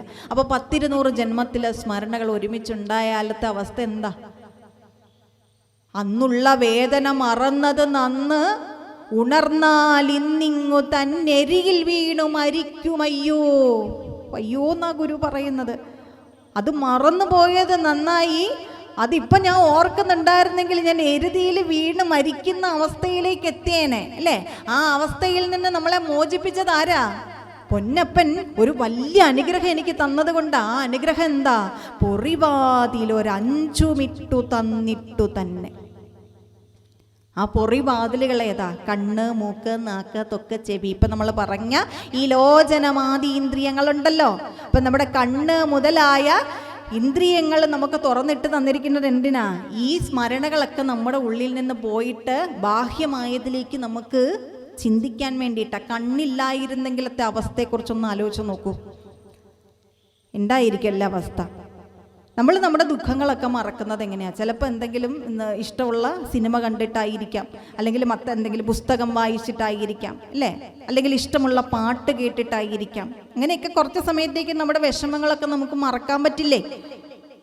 അതെന്തുകൊണ്ടാണ്? അപ്പോൾ ഈ ഇന്ദ്രിയങ്ങൾ ഇല്ലായിരുന്നെങ്കിലത്തെ അവസ്ഥയെക്കുറിച്ചൊന്ന് ആലോചിച്ച് നോക്കൂ. അപ്പോൾ ഈശ്വരൻ നമുക്ക് ഇന്ദ്രിയങ്ങൾ തന്നിരിക്കുന്നത് എന്തിനാണ്? ഈ പൊറിവാതിലുകൾ 5 തന്നിരിക്കുന്നത് എന്തിനാ? ഈ സ്മൃതികളൊക്കെ നമ്മുടെ ഉള്ളിൽ നിന്നും പോകാൻ വേണ്ടിയിട്ടാണ്. മറവി ഒരു അനുഗ്രഹമാണെന്നൊക്കെ സാഹിത്യകാരന്മാർ പറയുന്നത് നമ്മൾ കേട്ടിട്ടുണ്ട്. എങ്ങനെയാണ് ഈ മറവി ഒരു അനുഗ്രഹമായി മാറിയത്? ഈശ്വരൻ നമുക്ക് ഈ ഇന്ദ്രിയങ്ങൾ തന്നിട്ടുള്ളത് കൊണ്ടാണ് അല്ലേ. അപ്പം ആ ഇന്ദ്രിയങ്ങൾക്കൊരു പ്രയോജനമുണ്ട് അല്ലേ. ആ ഇന്ദ്രിയങ്ങളെ നമ്മൾ ദുരുപയോഗം ചെയ്യുന്നതിൻ്റെ ഫലമായിട്ടാണ് ജീവിതത്തിൽ ആവശ്യമില്ലാത്ത പ്രശ്നങ്ങൾ ഉണ്ടാകുന്നത്. ഉപനിഷത്ത് പഠിക്കും, വേദം പഠിക്കും. എന്തിനു വേണ്ടിയിട്ടാ? ബ്രഹ്മബോധം നമുക്ക് ഉണ്ടാവാൻ വേണ്ടി ഋഷിവര്യന്മാർ തന്നതാണ് വേദങ്ങളും ഉപനിഷത്തുകളും അല്ലേ. അപ്പം ഈ വേദങ്ങളും ഉപനിഷത്തുകളും പഠിക്കുന്നതിന് മുൻപ് ഗുരു ശിഷ്യന്മാരോട് ഒരുമിച്ചിരുന്ന് ശാന്തി മന്ത്രങ്ങൾ ചൊല്ലാറുണ്ട്. അപ്പോൾ ആ ശാന്തി മന്ത്രങ്ങളിൽ ഒരു ശാന്തി മന്ത്രമാണ്, ഒരു ഉപനിഷത്ത് ശാന്തി മന്ത്രത്തിനുള്ളിൽ ഇങ്ങനെ പറയുന്നു: ഭദ്രം കർണേഭി ശൃണുയാമ ദേവാഹ ഭദ്രം പശ്യേമാക്ഷിഭിർയജത്രാഹ. അല്ലേ ഈശ്വര, എൻ്റെ കണ്ണുകൊണ്ട് എനിക്ക് നല്ലതിനെ മാത്രം കാണാൻ സാധിച്ചാലും. ഭദ്രം പശ്യേമ അക്ഷിഭിർയജത്രാഹ, എൻ്റെ കണ്ണുകൊണ്ട് എനിക്ക് നല്ലതിനെ മാത്രം കാണാൻ സാധിച്ചാലും. ഭദ്രം കർണേഭി ശൃണുയാമ ദേവാഹ, എൻ്റെ ചെവികൾ കൊണ്ട് എനിക്ക് നല്ലത് മാത്രം കേൾക്കാൻ സാധിച്ചാലും. ജീവിതത്തിലെ 99.99% പ്രശ്നങ്ങളും നമുക്ക് ദൂരീകരിക്കാൻ ഈ ഒരു മാർഗം നമ്മൾ സ്വീകരിച്ചാൽ മതി. കാണേണ്ടത് മാത്രം കണ്ടാൽ മതി എന്ന് തീരുമാനിക്കുക, കേൾക്കേണ്ടത് മാത്രം കേട്ടാൽ മതി എന്ന് തീരുമാനിക്കുക. അതെങ്ങനെ ഉണ്ടാവും ആ ചിന്ത? നമുക്ക് നമ്മുടെ മനസ്സെപ്പോഴും നമ്മളെ ഇങ്ങനെ വേണ്ടാത്തതിലേക്ക് നയിച്ചുകൊണ്ടിരിക്കും അല്ലേ. വേണ്ടാത്തത് എവിടെയെങ്കിലും ഉണ്ട്, അതെങ്കിൽ അത് കേൾക്കൂ എന്ന് നമ്മുടെ മനസ്സ് നമ്മുടെ ഉള്ളിലിട്ട് പറഞ്ഞുകൊണ്ടിരിക്കും. മനസ്സിൻ്റെ ഒരു കുഴപ്പം അതാണ്. അവൻ നമസ്കരിക്കേണ്ടതിനെ തിരസ്കരിക്കാനും തിരസ്കരിക്കേണ്ടതിനെ നമസ്കരിക്കാനും ആയിരിക്കും നമ്മളോട് പറയുന്നത്. എന്നാൽ ആ മനസ്സിനെ നിയന്ത്രിക്കാൻ നമുക്ക് സാധിക്കണമെങ്കിൽ എന്ത് ചെയ്യണം? അതിനു വേണ്ടിയിട്ടാണ് ഗുരുവിൻ്റെ ഈ പ്രാർത്ഥനകൾ നമ്മൾ ഉപയോഗിക്കേണ്ടത്. അറിവിലുമേറി അറിഞ്ഞിടുന്നവൻ തൻ ഉരുവിലുമൊത്തു പുറത്തുമുജ്വലിക്കും കരുവിന് കണ്ണുകൾ 5 മുള്ളടക്കി തെരുതെര വീണു വണങ്ങി ഓതിടേണം. അയ്യോ, ആത്മോപദേശ ശതകം അതൊക്കെ ഞങ്ങൾക്ക് വലിയ ബുദ്ധിമുട്ടുള്ള കാര്യമാണ്, അതൊക്കെ പറയാതെ മോളെ എന്നായിരിക്കും നമ്മൾ മനസ്സിൽ വിചാരിക്കുന്നത്. ഇത് പച്ച മലയാളത്തിൽ ഗുരു പറഞ്ഞു തന്ന കാര്യമല്ലേ അല്ലേ. എന്താ പറഞ്ഞിരിക്കുന്നതിനർത്ഥം? അറിവിലുമേറി അറിഞ്ഞിടുന്നവൻ്റെ ഉള്ളിൽ അകത്തും പുറത്തും ഉജ്ജ്വലിച്ച് നിൽക്കുന്ന ഒരു കരുവുണ്ട്. നമ്മളിപ്പോൾ പറഞ്ഞ ഈ ആത്മചൈതന്യം. ആ ആത്മചൈതന്യത്തെ അറിയണം എന്നുണ്ടെങ്കിൽ അറിവിലുമേറിയ ഒരു അറിവ് നമുക്ക് കിട്ടണം, വേണ്ടേ? ആ അറിവിലുമേറിയ അറിവ് കിട്ടിയെങ്കിൽ മാത്രമേ ഈ ഇന്ദ്രിയങ്ങളെ നിയന്ത്രിക്കാൻ നമുക്ക് പറ്റൂ. ആ ഇന്ദ്രിയങ്ങളെ നിയന്ത്രിക്കത്തക്ക വിധത്തിലുള്ള അറിവിലുമേറിയ അറിവ് നമുക്ക് കിട്ടണമെന്നുണ്ടെങ്കിൽ എന്ത് ചെയ്യണം? തെരുതെര വീണു വണങ്ങി ഓതിടേണം. വീണ്ടും വീണ്ടും വീണ്ടും വീണ്ടും വണങ്ങി ഓതണം എന്ന് പറഞ്ഞാൽ എന്താ ഉദ്ദേശിക്കുന്നത്? പ്രാർത്ഥിച്ചുകൊണ്ടേയിരിക്കണം. സാധാരണക്കാരെ സംബന്ധിച്ചിടത്തോളം ഉള്ള ഈശ്വരാരാധനാ മാർഗം, ലക്ഷ്യസാക്ഷാത്കാര മാർഗം എന്താണ്? വനമലർ കൊയ്തും അതല്ലയായെങ്കിൽ മായ മനുപുരു വിട്ടുമിരിക്കിൽ മായ മാറും. ഈ മായ മാറിയിട്ട് ഉള്ളിലിരിക്കുന്ന ആത്മബോധം ഉണരണമെന്നുണ്ടെങ്കിൽ എന്ത് ചെയ്യണം? നിരന്തരമായിട്ട് ഈശ്വര ഭജനം നടത്തിക്കൊണ്ടിരിക്കണം. പ്രാർത്ഥന എന്നുള്ള വാക്കിൻ്റെ അർത്ഥം അതല്ലേ, പ്രകർഷേണയുള്ള അർത്ഥന. ഇപ്പോൾ 24 പ്രഭാഷണങ്ങൾ നിങ്ങൾ കേട്ടുവെങ്കിൽ 24 പ്രഭാഷണത്തിൽ നിങ്ങൾ കേട്ടിട്ടുണ്ടായിരിക്കും പ്രാർത്ഥന എന്ന വാക്കിൻ്റെ അർത്ഥം പ്രകർഷേണയുള്ള അർത്ഥന എന്നാണ്. അത് രാവിലെ എണീക്കുമ്പോൾ മുതൽ രാത്രിയിൽ കിടന്നുറങ്ങുന്നിടം വരെ നമ്മുടെ ഉള്ളിൽ ഉണ്ടായിരിക്കേണ്ടുന്ന ഒന്നാണ് പ്രാർത്ഥന. എങ്കിലല്ലേ അത് ലക്ഷ്യസാക്ഷാത്കാരത്തിലേക്ക് എത്തൂ നമ്മുടെ ജീവിതം. നമുക്കിപ്പോൾ 100 ഡിഗ്രി സെൽഷ്യസിൽ 1 കലം വെള്ളം തിളച്ച് കിട്ടണം. ഇപ്പോൾ ഗ്യാസ് സ്റ്റവ് ആണ് നമ്മളൊക്കെ ഉപയോഗിക്കുന്നത് അല്ലേ. അപ്പം നമ്മൾ കുറച്ച് നേരം ആ വെള്ളം ചൂടാക്കി സ്റ്റൗ ഓഫ് ചെയ്ത് വെച്ചു, വീണ്ടും കുറച്ച് സമയം കഴിഞ്ഞിട്ട് വീണ്ടും ചൂടാക്കി സ്റ്റൗ ഓഫ് ചെയ്ത് വെച്ചു, വെള്ളം തിളച്ച് കിട്ടുമോ? അത് 100 ഡിഗ്രി സെൽഷ്യസിൽ തിളയ്ക്കണം എന്നുണ്ടെങ്കിൽ തുടർച്ചയായിട്ട് അതിലേക്ക് താപം കൊടുത്തുകൊണ്ടിരിക്കണ്ടേ? എന്ന് പറയുന്നത് പോലെ നമ്മുടെ ഇന്ദ്രിയങ്ങളെ നിയന്ത്രിക്കണം എന്നുണ്ടെങ്കിൽ നിങ്ങൾ എപ്പോഴും പ്രാർത്ഥിക്കണം. ഈ ലോചനമാതീന്ദ്രിയമേതെങ്കിലും ഒന്നിങ്ങ് ആലോചന കൂടാതെ അബദ്ധത്തിങ്കലണഞ്ഞാൽ ആ ലാക്കിലുടൻ സന്മതി തോന്നിക്കുകെനിക്കൻ കോലത്ത് കരക്കോവിലിൽ വാഴും പരമേശ്വരൻ. അല്ലയോ ഭഗവാന്റെ, എൻ്റെ കണ്ണ് മുതലായ ഇന്ദ്രിയങ്ങളിൽ ഏതെങ്കിലും ഒന്ന് എന്തെങ്കിലും വേണ്ടാത്തതിലേക്ക് പോയാൽ ആ ലാക്കിൽ ആ സെക്കൻഡിൽ തന്നെ എൻ്റെ ഉള്ളിൽ നല്ല ബുദ്ധി തോന്നിക്കണേ ഭഗവാനെ. അങ്ങനെ പ്രാർത്ഥിക്കാനല്ലേ നമുക്ക് പറ്റൂ. അയൽപ്പക്കത്തെ വീട്ടിലൊരു പ്രശ്നം ഉണ്ടാകുമ്പോൾ നമ്മൾ കേൾക്കേണ്ടാത്ത കാര്യമായിരിക്കും, എങ്കിൽ കൂടെ നമ്മുടെ മനസ്സ് നമ്മളോട് പറഞ്ഞുകൊണ്ടേയിരിക്കും, അത് പോയി കേട്ടിട്ട് വരൂ സൗമ്യ, അതൊന്ന് പോയി കേട്ടിട്ട് വരൂ എന്ന് നമ്മുടെ മനസ്സ് പറയും. മനസ്സ് പറയുന്നതല്ലേ എന്ന് വിചാരിച്ചിട്ട് അറിയാതെ നമ്മുടെ ചെവി അങ്ങോട്ട് പോകും അല്ലേ. പോകുമ്പോൾ നമ്മളത് കേൾക്കും. പിന്നെ അത് കേൾക്കുക മാത്രമാണോ ചെയ്യാം? പിന്നെ നമ്മുടെ മനസ്സെന്താ പറയാ? അത് അപ്പുറത്തെ വീട്ടിലെ ആളോട് അത് പറയൂ എന്ന് നമ്മുടെ മനസ്സ് വീണ്ടും പറയും. അപ്പം എന്താ, നമ്മുടെ നാവ് ചലിക്കും അല്ലേ. അത് പറയുമ്പോൾ നമ്മുടെ മനസ്സുള്ളിൽ ഇരുന്ന് പറഞ്ഞുകൊണ്ടിരിക്കുക, അവിടെ പറഞ്ഞതിനേക്കാൾ ഒരു 2 മുഴുവൻ കൂടെ കൂട്ടിയിട്ട് വേണം അപ്പുറത്ത് പറയാനായിരിക്കും നമ്മുടെ മനസ്സ് നമ്മളോട് പറയുക. സാധാരണ ഒരു മനുഷ്യന്റെ തല അതാണ് അല്ലേ. അത് കേൾക്കുന്ന ആളുടെ ഉള്ളിലും ഇതുപോലെ തന്നെ, അവരുടെ ഉള്ളിലിരിക്കുന്ന ഇന്ദ്രിയങ്ങൾ ഇതുപോലെ തന്നെ അവർക്ക് പ്രചോദനം ഉണ്ടാക്കിക്കൊണ്ടിരിക്കും. അങ്ങനെ ഒരാവശ്യമില്ലാതെ നമ്മൾ കേട്ട കാര്യം എവിടേക്കോ പോയി തിരിഞ്ഞ് നമ്മൾ പറഞ്ഞതുമായിട്ട് ഒരു ബന്ധമില്ലാത്ത കാര്യം എവിടെ വരും? എവിടുന്നാണോ അത് കേട്ടത് അവിടെ വരും. അങ്ങനെ വെറുതെ ഇരിക്കുന്ന അയൽപ്പക്കംകാരുമായിട്ട് അങ്ങോട്ടും ഇങ്ങോട്ടും വഴക്ക്. നമ്മളെന്തേലും അറിഞ്ഞിട്ടുണ്ടോ? ഒന്നും അറിഞ്ഞിട്ടില്ല. ഇതിൻ്റെയൊക്കെ ആവശ്യമുണ്ടോ? എന്തെല്ലാം ആവശ്യമുള്ള കാര്യമാണോ? ഒരാവശ്യമില്ലാത്ത കാര്യമാണെങ്കിൽ ഈ ആവശ്യമില്ലാത്ത കാര്യങ്ങളാണ് നമ്മുടെ ഇന്ദ്രിയങ്ങളും മനസ്സും ഒക്കെ നമ്മളെ കൊണ്ട് എപ്പോഴും ചിന്തിപ്പിച്ചുകൊണ്ടിരിക്കുന്നത്. അപ്പോൾ അതിന് വേണ്ടിയിട്ടാണ് നമ്മൾ പ്രാർത്ഥിക്കാൻ പറയുന്നത്. അതല്ലെങ്കിൽ നമ്മുടെ കർമ്മങ്ങളിൽ നമ്മളെപ്പോഴും മുഴുകിക്കൊണ്ടിരിക്കുക. വെറുതെ ഇരുന്നാൽ നമ്മുടെ ഉള്ളിലേക്ക് ആവശ്യമില്ലാത്ത ചിന്തകളൊക്കെ ഇങ്ങനെ വന്നുകൊണ്ടേയിരിക്കും. വെറുതെ ഇരുന്നാൽ നമുക്ക് വിശക്കും അല്ലേ. ചിലർക്ക് എപ്പോഴും വിശപ്പുണ്ടാകും.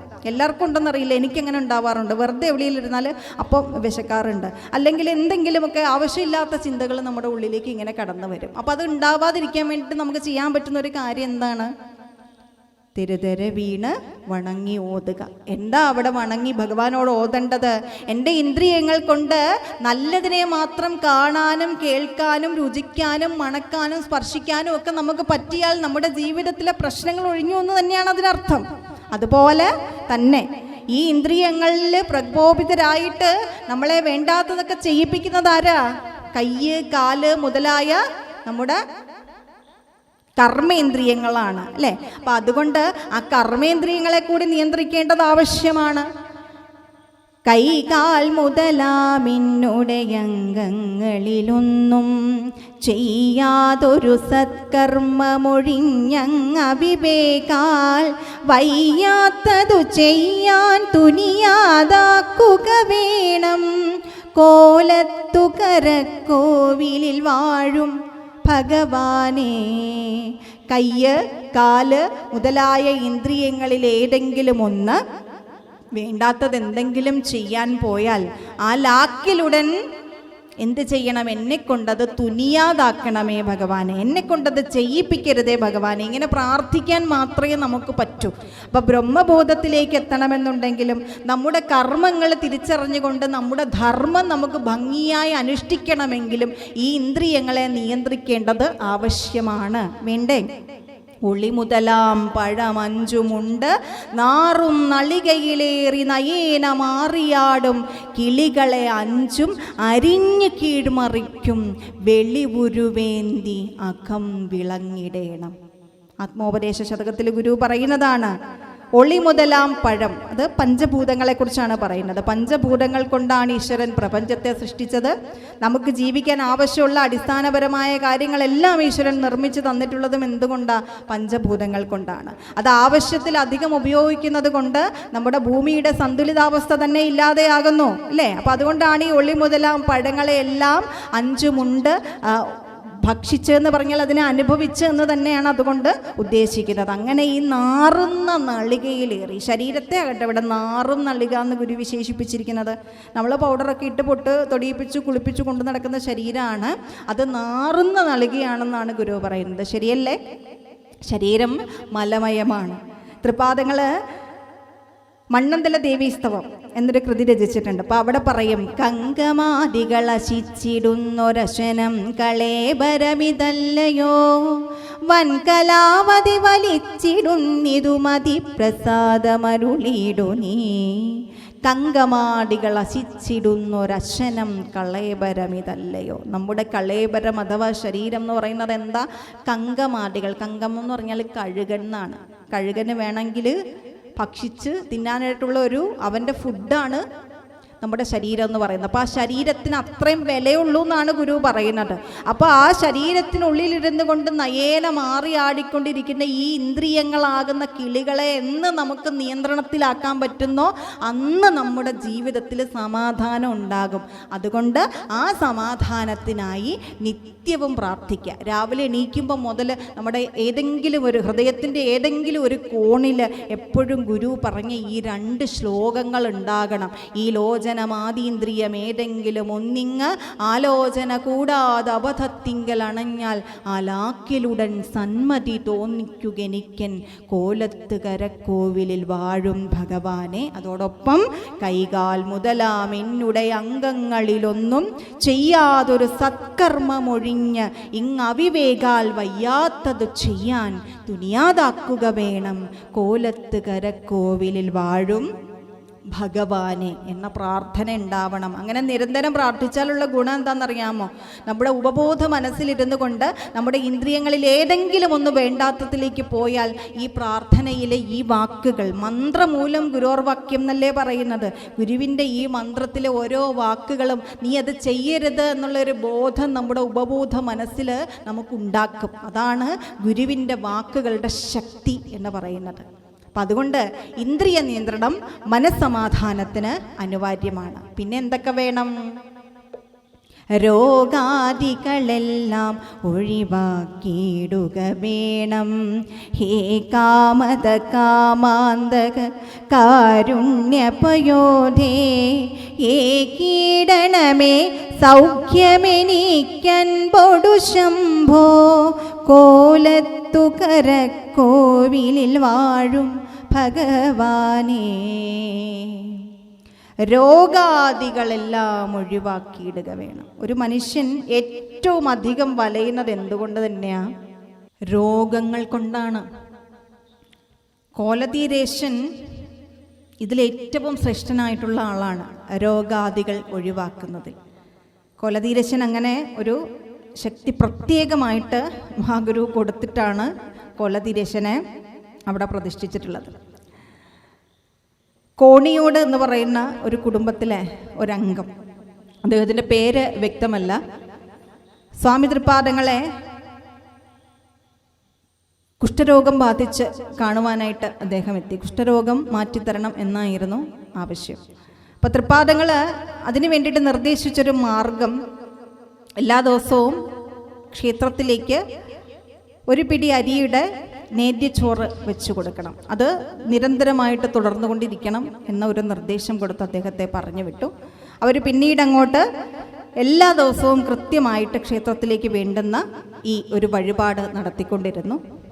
2-3 ദിവസത്തിനകം തന്നെ അദ്ദേഹത്തിൻ്റെ കുഷ്ഠരോഗം ഭേദമായി. അപ്പോൾ സാധാരണഗതിയിൽ നമ്മൾ എന്താ ചെയ്യാറുള്ളത്? നമ്മുടെ കാര്യം സാധിച്ചു കഴിഞ്ഞാൽ പിന്നെ വഴിപാടിൻ്റെ കാര്യമൊക്കെ നമ്മളങ്ങ് മറന്നുപോകും അല്ലേ? അപ്പം അങ്ങനെ രോഗം മാറിയല്ലോ എന്ന് വിചാരിച്ചവർ ആ വഴിപാട് മുടക്കി തുടങ്ങിയതിൻ്റെ പിറ്റേ ദിവസം തന്നെ അദ്ദേഹത്തിന് വീണ്ടും അസുഖം ബാധിച്ചു. അപ്പം വീണ്ടും വന്ന് ആ വഴിപാട് നടത്തി. അത് ഇന്നും നിതരാം തുടർന്നുകൊണ്ടിരിക്കുന്നു. അദ്ദേഹത്തിൻ്റെ തലമുറകൾ തുടർന്നുകൊണ്ടേയിരിക്കുന്നു. അതായത് ക്ഷേത്രത്തിലേക്ക് വേണ്ടുന്ന 18 പറ അരിയുടെ നേദ്യച്ചോറാണ്. അവിടെ ഒരു കണക്കനുസരിച്ച് അങ്ങനെയാണ്. അപ്പോൾ അത് കിളിർപ്പിക്കുവാൻ വേണ്ടിയിട്ടൊരു അവരുടെ ഭാഗപത്രത്തിൽ അവർക്കുണ്ടായിരുന്ന പാടത്തിൻ്റെ ഒരു ഭാഗം, ഈ 18 പറ നെല്ല് കൊയ്തെടുക്കത്തക്ക രീതിയിൽ ഒരു പാടം പിന്നീട് വരുന്ന തലമുറക്കാരത് ചെയ്തു കൊള്ളണമെന്ന രീതിയിൽ തന്നെ ഭാഗപത്രത്തിൽ അത് എഴുതി വെച്ച് അത് കൃത്യമായിട്ട് ഇന്നും അവർ നിർവഹിച്ചു പോരുന്നുണ്ട്. ക്ഷേത്രത്തിലേക്ക് വേണ്ടുന്ന ഈ വഴിപാട് ഇപ്പോഴും നടത്തിക്കൊണ്ടിരിക്കുന്നത് ഈ ആൾക്കാരാണ്. അപ്പോൾ രോഗാദികൾ ഒഴിവാക്കുന്നതിൽ കോലതീരശൻ ദക്ഷനാണ്. ആ കോലതീരശനോടാണ് ഇവിടെ പ്രാർത്ഥിക്കുന്നത്, രോഗാദികളെല്ലാം ഒഴിവാക്കിയിടുക വേണം. ഒരു മനുഷ്യന് 3 വിധത്തിൽ ദുഃഖങ്ങൾ ഉണ്ടാവാറുണ്ട്. ആധ്യാത്മികം, ആധിഭൗതികം, ആധിദൈവികം. അതിലേറ്റവും ആദ്യത്തെ ദുഃഖമാണ് ആധ്യാത്മിക ദുഃഖം. ആധ്യാത്മിക ദുഃഖം എന്ന് പറഞ്ഞാൽ ശരീരത്തിന് രോഗമുണ്ടാകുന്നത് മൂലം, രോഗപീഠകൾ മൂലമുള്ള ദുഃഖത്തെയാണ് നമ്മൾ ആധ്യാത്മിക ദുഃഖം എന്ന് വിളിക്കുക. ആദിഭൗതിക ദുഃഖം എന്ന് വിളിക്കുന്നത് പഞ്ചഭൂതങ്ങളിൽ നിന്ന് നമുക്കുണ്ടാകുന്ന ദുഃഖങ്ങൾ. അതായത് വെള്ളപ്പൊക്കം, തീപിടുത്തം, ഇവയൊക്കെ മൂലം നമുക്കുണ്ടാകുന്ന ദുഃഖങ്ങളുണ്ടല്ലോ. ആദ്യ ദൈവികം എന്ന് പറഞ്ഞാൽ യാദൃച്ഛികമായിട്ട് നമ്മുടെ ജീവിതത്തിൽ പെട്ടെന്നുണ്ടാകുന്ന എന്തെങ്കിലും അപകടങ്ങൾ അല്ലെങ്കിൽ അകാല മരണങ്ങൾ, ഇതൊക്കെ നമുക്ക് ദുഃഖത്തെ പ്രദാനം ചെയ്യുന്നവയാണ് അല്ലേ. അപ്പം അങ്ങനെ 3 വിധത്തിൽ നമുക്ക് ദുഃഖങ്ങളുണ്ട്. അതിലേറ്റവും പ്രധാനപ്പെട്ട ദുഃഖമാണ് രോഗം കൊണ്ടുള്ള ദുഃഖം.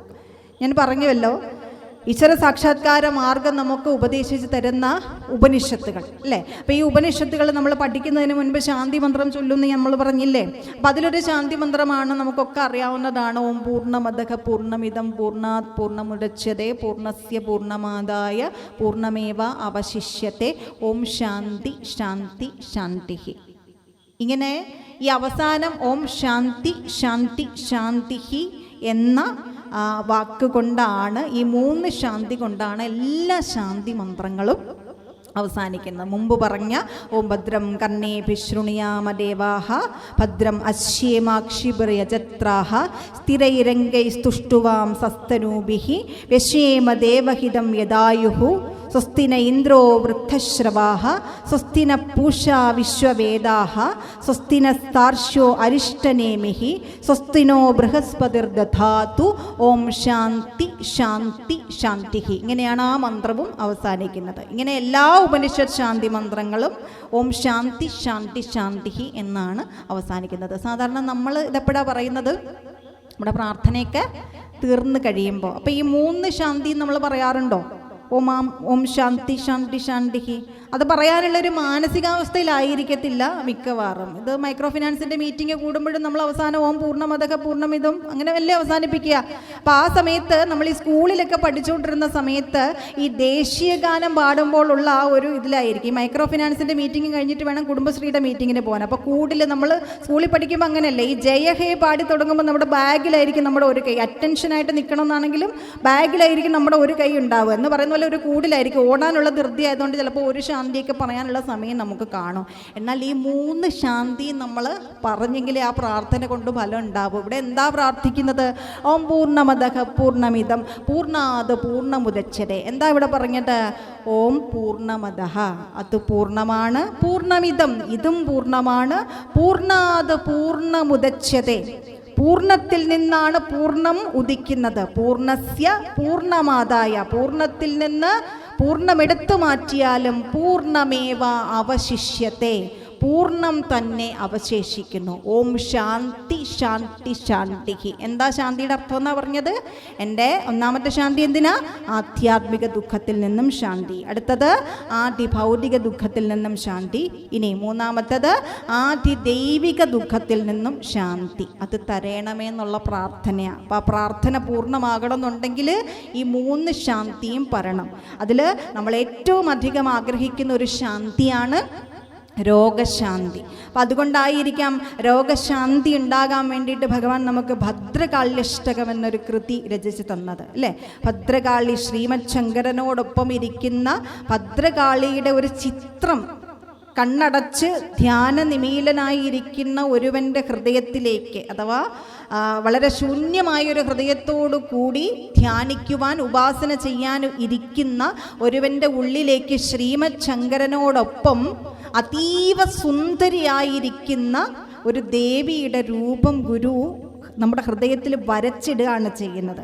എന്നാൽ ഇത് ശാർദൂല വിക്രീഡിതം എന്ന ഒരു വൃത്തത്തിൽ ഗുരു രചിച്ചതായത് കൊണ്ട് തന്നെ ശ്രീമദ് ശങ്കര പാണി പല്ലവ കിരൽ ലോലംബ മാലോല സന്മാലാലോല കലാപ കാള കബരി ഭാരാവലി ഭാസുരി. ഇപ്പോൾ ഗുരുവിൻ്റെ കൃതികളുടെ വ്യാഖ്യാനമൊക്കെ നമ്മൾ പഠിക്കുമ്പോഴും ബാക്കി ഏത് സ്തോത്രകൃതിയുടെ ആണെങ്കിലും, ഇപ്പോൾ കോലതീരശസ്തവം നമ്മൾ പഠിക്കുകയാണ്, അപ്പോൾ ബാലകൃഷ്ണൻ നായർ സാറിൻ്റെ വ്യാഖ്യാനം നോക്കിയാൽ അപ്പോൾ അതിൽ കാലാശ്രയം എന്നായി എന്നെഴുതിയിട്ടൊരു ഹൈഫൻ ഇട്ടിട്ട് അതിനർത്ഥം തന്നിട്ടുണ്ടായിരിക്കും. കാലഗതിയുടെ നിയന്താവ് ഭഗവാൻ മാത്രമാണെന്നറിഞ്ഞ് അങ്ങനെ അർത്ഥം തന്നിട്ടുണ്ടാവും. എന്നാൽ ഭദ്രകാള്യഷ്ടകം പഠിക്കാൻ ചെല്ലുമ്പോൾ ഉള്ളൊരു കുഴപ്പം എന്താണെന്നറിയാമോ? ശ്രീമദ് ശങ്കരപാണി പല്ലവ കിരൽ ലോലംബ മാലോല സന്മാലാലോല കലാപ കാള കബരി ഭാരാവലി ഭാസുരി ഹൈഫൻ എന്നിട്ടാണ് അതിൻ്റെ അർത്ഥം തന്നിട്ടുള്ളത്. അപ്പോൾ അത് പഠിക്കാനായിട്ട് സാധാരണഗതിയിൽ നമ്മളൊരു ചെറിയ വിമുഖത കാണിക്കുക. അത് നമുക്ക് നാളെ പഠിക്കാം എന്ന് പറഞ്ഞ് നമ്മൾ മാറ്റിവെക്കില്ലേ. നമ്മളിപ്പോൾ ഒരു വലിയ ഷോപ്പിലേക്കൊക്കെ ചെല്ലുമ്പോൾ അവിടെ നല്ല ക്വാളിറ്റിയുള്ള കമ്പനിയുടെ സാധനങ്ങളൊക്കെ ഉണ്ടെങ്കിൽ അത് വില കൂടുതലാണെങ്കിൽ നമ്മൾ എന്താ ചെയ്യാറുള്ളത്? അത് പിന്നെ വാങ്ങിക്കാം, ക്വാളിറ്റി ഉള്ളതാണ്, ഇതാണ് ഏറ്റവും ക്വാളിറ്റി ഉള്ളത് നമുക്കറിയാം. എങ്കിൽ പോലും നമ്മൾ എന്താ ചെയ്യുക, അത് അടുത്ത പ്രാവശ്യം വാങ്ങിക്കാം, പൈസ ഇല്ല എന്ന് പറഞ്ഞ് നമ്മൾ മാറ്റി വയ്ക്കും അല്ലേ. അപ്പോൾ അത് നമ്മൾ വാങ്ങിക്കാൻ വേണ്ടിയിട്ട് കമ്പനിക്കാർ ചെയ്യുന്ന കാര്യം എന്താ, അതെടുക്കുമ്പോൾ ഇന്ന സാധനം ഫ്രീ എന്ന് പറഞ്ഞ് നമുക്കൊരു ഓഫർ തരും അല്ലേ. അപ്പം അങ്ങനെ ഭദ്രകാള്യഷ്ടകം നമ്മളൊന്നും അത്ര വേഗം പഠിക്കില്ല എന്ന് ഗുരുവിന് അറിയാമായിരുന്നു. അതുകൊണ്ട് അത് പഠിക്കാൻ വേണ്ടി ഗുരു നമുക്ക് തന്നിരിക്കുന്ന ഓഫറാണ് രോഗൗഘാഘനാനിലായിതമിതം. അവൻ്റെ രോഗങ്ങളും പാപങ്ങളുമാകുന്ന മേഘക്കൂട്ടങ്ങൾ അനിലായുധമിതം പറന്നു പോകുന്നു, കാറ്റ് പറത്തിക്കൊണ്ട് പോകുന്നത് പോലെ പോകുന്നു എന്നാണ് ഗുരു പറഞ്ഞു തന്നിട്ടുള്ളത്. ഭദ്രകാള്യഷ്ടകം എപ്പം പഠിച്ചാൽ പ്രാതകാലത്ത് പഠൻ എന്ന് തന്നെയല്ലേ പറഞ്ഞിരിക്കുന്നത്. പഠിക്കുക എന്ന് പറഞ്ഞാൽ വായിക്കുക എന്നും സംസ്കൃതത്തിൽ അർത്ഥമുണ്ട് എങ്കിൽ കൂടി അത് പഠിക്കുമ്പോൾ ദേവിയുടെ സ്വരൂപം നമ്മുടെ ഹൃദയത്തിൽ നിറയും. ഞാൻ പറഞ്ഞില്ലേ, അപ്പോൾ നമ്മുടെ ഉള്ളിൽ നിന്ന് ആ ശരീരബോധം അകലും. ശരീരബോധം അകലുമ്പോൾ നമ്മുടെ ശരീരത്തിന് ഇനി എന്തെങ്കിലുമൊക്കെ വിഷമങ്ങൾ ഉണ്ടെങ്കിൽ പോലും നമ്മളത് അറിയില്ല. അതാണ് ശരീരബോധം അകന്നാൽ നമുക്ക് കിട്ടുന്ന ആ ഒരു അനുഭൂതി എന്ന് ഗുരു നമ്മളെ പഠിപ്പിച്ചു തന്നാൽ. ആ ഒരു അനുഭൂതി തലത്തിലേക്ക് നമ്മളെ എത്തിക്കും എന്നാണ് ഗുരു പറഞ്ഞു വെച്ചിരിക്കുന്നത്. അപ്പോൾ ഈ അനുഭൂതിയിലേക്ക് എത്താനും നമ്മുടെ കർമ്മങ്ങൾ വേണ്ട രീതിയിൽ നമ്മൾ അനുഷ്ഠിക്കാനും നമുക്ക് ആരോഗ്യം ഏറ്റവും അത്യാവശ്യം വേണ്ടുന്ന കാര്യമാണ് അല്ലേ. അപ്പം അതുകൊണ്ട് ആരോഗ്യം തരാൻ എന്നും ഈശ്വരനോട് നമ്മൾ പ്രാർത്ഥിക്കണം. ശരീരത്തിന് രോഗങ്ങൾ ഉണ്ടാകരുതേ. അതുപോലെ ഹേ കാമത, നമ്മുടെ ആഗ്രഹങ്ങളൊക്കെ ഈശ്വരൻ നമുക്ക് ദാനമായിട്ട് തരും. കാമതൻ എന്ന് പറഞ്ഞാൽ കാമത്തെ തരുന്നവനെന്നാണ്, നമ്മുടെ ആഗ്രഹങ്ങൾ നിറവേറ്റി തരുന്നവനാണ്. ന്യായമായ ആഗ്രഹങ്ങളൊക്കെ നമ്മൾ ചോദിച്ചാൽ ഭഗവാൻ നമുക്ക് തരും. എന്നാൽ കാമാന്തകനുമാണ്. മുമ്പ് പറഞ്ഞതുപോലെ കാലാശ്രയം എന്നായി അണയുന്നവർക്ക് അനുകൂലനുമാണ്, എന്നാൽ അധർമ്മിഷ്ഠരിൽ പ്രതികൂലനുമാണെന്ന് പറഞ്ഞതുപോലെ സ്വഭക്തന്മാരുടെ ന്യായമായ ആവശ്യങ്ങളൊക്കെ സാധിച്ചു തരുന്നവനുമാണ്, എന്നാൽ കാമാന്തകനുമാണ്. അവൻ്റെ ദുരാഗ്രഹങ്ങളെ ഇല്ലായ്മ ചെയ്യുന്നവനുമാണ്. ദുരാഗ്രഹങ്ങൾ ഉണ്ടായാൽ അവൻ്റെ ജീവിതത്തിൽ ഈശ്വരൻ്റെ അപ്രീതി ഉണ്ടാകും, ജീവിതത്തിൽ കുഴപ്പങ്ങൾ ഉണ്ടാകും അല്ലേ. അപ്പം അതുകൊണ്ട് കാമാന്തകനുമാണ്. എന്നാലോ കാരുണ്യപയോധേ, പയോധി സമുദ്രം, കരുണാസാഗരം, ദയാസിന്ധോ എന്ന് വിശേഷിപ്പിച്ചിട്ടുണ്ട് അല്ലേ. ഭഗവാൻ കാരുണ്യ സ്വരൂപനാണ്. അല്ലയോ കാരുണ്യ സ്വരൂപനായിട്ടുള്ളവനെ, എൻ്റെ ആഗ്രഹങ്ങളെല്ലാം സാധിച്ചു തരുന്നവനെ, എൻ്റെ ദുരാഗ്രഹങ്ങളെ ഇല്ലാതെയാക്കി തീരുന്നവനെ, എനിക്ക് ഇനി കുറച്ച് കാര്യങ്ങൾ കൂടി നിന്നോട് പറയാനുണ്ട്. ഗീടണമേ സൗഖ്യമെനിക്കൻപൊടു ശംഭു, എൻ്റെ ജീവിതത്തിൽ എനിക്ക് സുഖം തരണമേ ഭഗവാനെ. എൻ്റെ രോഗങ്ങളെല്ലാം അകന്ന് എൻ്റെ ശരീരത്തിനൊരു സൗഖ്യം എനിക്ക് തരണമേ ഭഗവാനെ. എങ്കിലേ എൻ്റെ കർമ്മങ്ങളൊക്കെ നിന്നെ പ്രാർത്ഥിച്ചുകൊണ്ട് നിൻ്റെ പദതാരിൽ ചേർന്ന് നിന്നുകൊണ്ട് എൻ്റെ കർമ്മങ്ങൾ ഭംഗിയായിട്ട് അനുഷ്ഠിക്കണമെങ്കിൽ എനിക്ക് ആരോഗ്യം വേണം. ആ ആരോഗ്യം എനിക്ക് തന്നാലും ഭഗവാനെ, രോഗമില്ലാത്തൊരവസ്ഥ എനിക്കുണ്ടാക്കി തന്നാലും ഭഗവാനെ. ഇത് നിരന്തരം നമ്മൾ പ്രാർത്ഥിക്കേണ്ട ഒരു കാര്യം തന്നെയാണ്. എന്നും നമ്മൾ പ്രാർത്ഥിക്കണം. ഒരു ദിവസം പ്രാർത്ഥിച്ചു രോഗം മാറി, അടുത്ത ദിവസം അത് വിട്ടേക്കാം എന്നല്ല. രാവിലെ എണീക്കുമ്പോൾ മുതൽ വൈകിട്ട് ഉറങ്ങുന്നിടം വരെ ഉള്ളിൽ ഈ പ്രാർത്ഥന ഉണ്ടായിരിക്കണം. എനിക്ക് അസുഖമൊന്നും ഉണ്ടാകരുതേ, അബദ്ധം ഉണ്ടാകരുതേ. എനിക്ക് മാത്രമാണോ? എൻ്റെ കുടുംബത്തിലുള്ളവർക്ക്, എൻ്റെ സമൂഹത്തിൽ നിന്ന് ഒക്കെ മാറാവ്യാധികളൊക്കെ അകറ്റി എല്ലാവർക്കും സൗഖ്യം തരണമേ ഭഗവാൻ എന്നുള്ളൊരു പ്രാർത്ഥന എപ്പോഴും നമുക്കുണ്ടായിരിക്കണം. പിന്നെയോ ദാരിദ്ര്യ മഹാദുഃഖമണഞ്ഞിടരുതെന്നിൽ, ദാരിദ്ര്യമുണ്ടാകരുത്. അത് ധനത്തിന് മാത്രമല്ല, മനസ്സമാധാനത്തിന് ദാരിദ്ര്യം ഉണ്ടായാൽ അതല്ലേ ഏറ്റവും വലിയ ദാരിദ്ര്യം. അപ്പം യാതൊരു വിധത്തിലുള്ള ദാരിദ്ര്യവും എനിക്കുണ്ടാകരുതേ എന്നാണ് പ്രാർത്ഥിക്കുന്നത്. ദാരിദ്ര്യ മഹാദുഃഖം. ജീവിതത്തിൽ കാര്യങ്ങളൊക്കെ കൃത്യമായിട്ട് നിർവഹിക്കണം എന്നുണ്ടെങ്കിൽ, ധർമ്മം നിറവേറ്റണം എന്നുണ്ടെങ്കിൽ തീർച്ചയായിട്ടും നമുക്ക് ധനസ്ഥിതി ഉണ്ടാവണം വേണ്ടേ. അപ്പം അതുകൊണ്ട് ധനത്തിന് ദാരിദ്ര്യം ഉണ്ടാവരുത്. ആരോഗ്യം ഉണ്ടാകണമെങ്കിൽ ആഹാരം വേണം, ആഹാരത്തിന് ദാരിദ്ര്യം ഉണ്ടാവരുത്. മനസമാധാനത്തിന് ദാരിദ്ര്യം ഉണ്ടാകരുത്. അങ്ങനെ ദാരിദ്ര്യം എന്ന മഹാദുഃഖം എന്നിൽ നിന്ന് അകന്നു പോകണം. പിന്നെയോ നമ്മളെ നശിപ്പിക്കുന്ന മറ്റൊരു ഘടകമാണ് മതം. മതം എന്ന് പറഞ്ഞാൽ അഹങ്കാരം. അതെപ്പം നമ്മുടെ ഉള്ളിലുണ്ടായോ അന്ന് തീർന്നു നമ്മുടെ ജീവിതം. ഞാനെന്നൊരു ഭാവം നമ്മുടെ ഉള്ളിലുണ്ടായാൽ അതോടുകൂടി നമ്മൾ എത്ര കഴിവുള്ളവനാണെങ്കിലും നമ്മുടെ ജീവിതം പടുകുഴിയിലേക്ക്, നമ്മുടെ ചെയ്തികൾ കൊണ്ട്, നമ്മുടെ പ്രവൃത്തികൾ കൊണ്ട് ജീവിതം പടുകുഴിയിലേക്ക് വീഴും. അതുകൊണ്ട് എൻ്റെ ഉള്ളിൽ അഹങ്കാരം ഉണ്ടാകരുതേ ഭഗവാനെ. അതും പ്രാർത്ഥിക്കാനേ പറ്റൂ. നമ്മൾ സാധാരണക്കാരായത് കൊണ്ട് നമ്മുടെ മനസ്സ് മതിച്ചു പോകും എന്തെങ്കിലുമൊക്കെ കാണുമ്പോൾ. അപ്പം അതുണ്ടാകാതിരിക്കാൻ നിരന്തരം ഈശ്വരനോട് പ്രാർത്ഥിക്കണം. ദൂരത്തകലേണം മതം. പിന്നെ ജീവിതത്തിൽ മനസ്സമാധാനം ഉണ്ടാകാൻ വേണ്ടുന്ന ഏറ്റവും വലിയ ഒരു മഹാഭാഗ്യത്തെക്കുറിച്ചാണ് ഗുരു പറയുന്നത്. സുജനാനാം ചാരത്തു വസിപ്പാനുള്ള ഭാഗ്യം. പല പഠനങ്ങളും തെളിയിച്ചിരിക്കുന്നു, നമ്മളെപ്പോഴും സന്തോഷവാന്മാരായിട്ടിരിക്കാനായിട്ട് ഏറ്റവും നല്ലത് നല്ല ആളുകളുടെ കൂട്ടത്തിൽ നമ്മളെപ്പോഴും സംഘം ചേർന്നുകൊണ്ടിരിക്കുക. നമുക്ക് ചുറ്റുമുള്ളവർ നമ്മളെ എപ്പോഴും സന്തോഷിപ്പിച്ചുകൊണ്ടിരിക്കുന്നവരാണെങ്കിൽ ജീവിതം എപ്പോഴും ഹാപ്പി അല്ലേ? അങ്ങനെയല്ലേ? അപ്പം അതുകൊണ്ട് നമുക്ക് കിട്ടാവുന്നതിലേക്ക് വെച്ച് ഏറ്റവും വലിയ ഭാഗ്യമാണ് നമ്മുടെ അച്ഛനമ്മമാർ, ബന്ധുക്കൾ, നമുക്ക് ചുറ്റുമുള്ളവരൊക്കെ സുജനങ്ങളായിട്ടിരിക്കുക. സത്സംഗത്വേ നിസ്സംഗത്വം, നിസ്സംഗത്വേ നിർമോഹത്വം, നിർമോഹത്വേ നിശ്ചലതത്വം, നിശ്ചലതത്വേ ജീവൻ മുക്തം. ശങ്കര ഭഗവത്പാദര് പറയുന്നതാണ്. സത്സംഗം കൊണ്ട് മാത്രമേ ജീവിതത്തിൽ നമുക്ക് ഈശ്വര സാക്ഷാത്കാരം ഉണ്ടാകൂ എന്നുള്ളതാണ് ആ ശ്ലോകത്തിൻ്റെ താല്പര്യം. അതുകൊണ്ട് നല്ല ജനങ്ങളുടെ കൂടെ വസിക്കാനായിട്ടുള്ളൊരു ഭാഗ്യം കൂടി എനിക്ക് തന്നാലും ഭഗവാനെ എന്ന് പറഞ്ഞ് നമ്മുടെ ആഗ്രഹങ്ങളെക്കുറിച്ചൊക്കെ പറഞ്ഞു തീർന്നു. ഇനി എൻ്റെ ജീവിതത്തിൽ ദുഃഖങ്ങൾ ഉണ്ടാകാനുള്ള കാരണം എന്താ? ഞാൻ ഈ കഴിഞ്ഞ ജന്മത്തിലോ ഈ ജന്മത്തിലോ ഒക്കെ ചെയ്ത എന്തെങ്കിലുമൊക്കെ ദുഷ്കർമ്മങ്ങളുടെ ഫലം കൊണ്ടാണ്. അതൊക്കെ നമ്മൾ അറിഞ്ഞുകൊണ്ട് ചെയ്തതാണോ? ഒരിക്കലുമല്ല. ഇതുപോലെ പറഞ്ഞു തരാനായിട്ടുള്ളൊരു ഗുരു കഴിഞ്ഞ ജന്മത്തിൽ നമുക്ക് ഇല്ലാതെ പോയത് കൊണ്ട് സംഭവിച്ചതല്ലേ? നീ അങ്ങനെ ചെയ്യരുത്, നീ ഇങ്ങനെ നടക്കണം എന്ന് പറഞ്ഞു തരാൻ ഒരു ഗുരു ഇല്ലാത്തത് കൊണ്ട് സംഭവിച്ചതാ. ഇനി നമുക്ക് അബദ്ധം പറ്റരുത്. ഇങ്ങനെ ഒരു ഗുരു നമുക്കുണ്ട്. ആ ഗുരുവിൻ്റെ പാതയിൽ നമ്മൾ സഞ്ചരിക്കണം. പക്ഷേ നമ്മൾ കഴിഞ്ഞ ജന്മത്തിൽ അതില്ലാത്തത് കൊണ്ട്, നമ്മുടെ അറിവില്ലായ്മ കൊണ്ട് നമ്മൾ കുറച്ചധികം പാപങ്ങൾ ചെയ്തു പോയിട്ടുണ്ട്. അതൊക്കെ ഇല്ലായ്മ ചെയ്യാൻ എന്തേ ചെയ്യാൻ പറ്റൂ? ഭഗവാനോട് പ്രാർത്ഥിക്കണം അല്ലേ? ചാപല്യവശാൽ ചെയ്തൊരു പാപങ്ങൾ പൊറുത്തെൻ താപങ്ങൾ ഒഴിച്ചാളണം എന്നല്ലിനി നിത്യം പാപാപഹമാ നിൻ പദമോർക്കായി വരണം മേ കോലത്തുകര കോവിലിൽ വാഴും ഭഗവാനേ.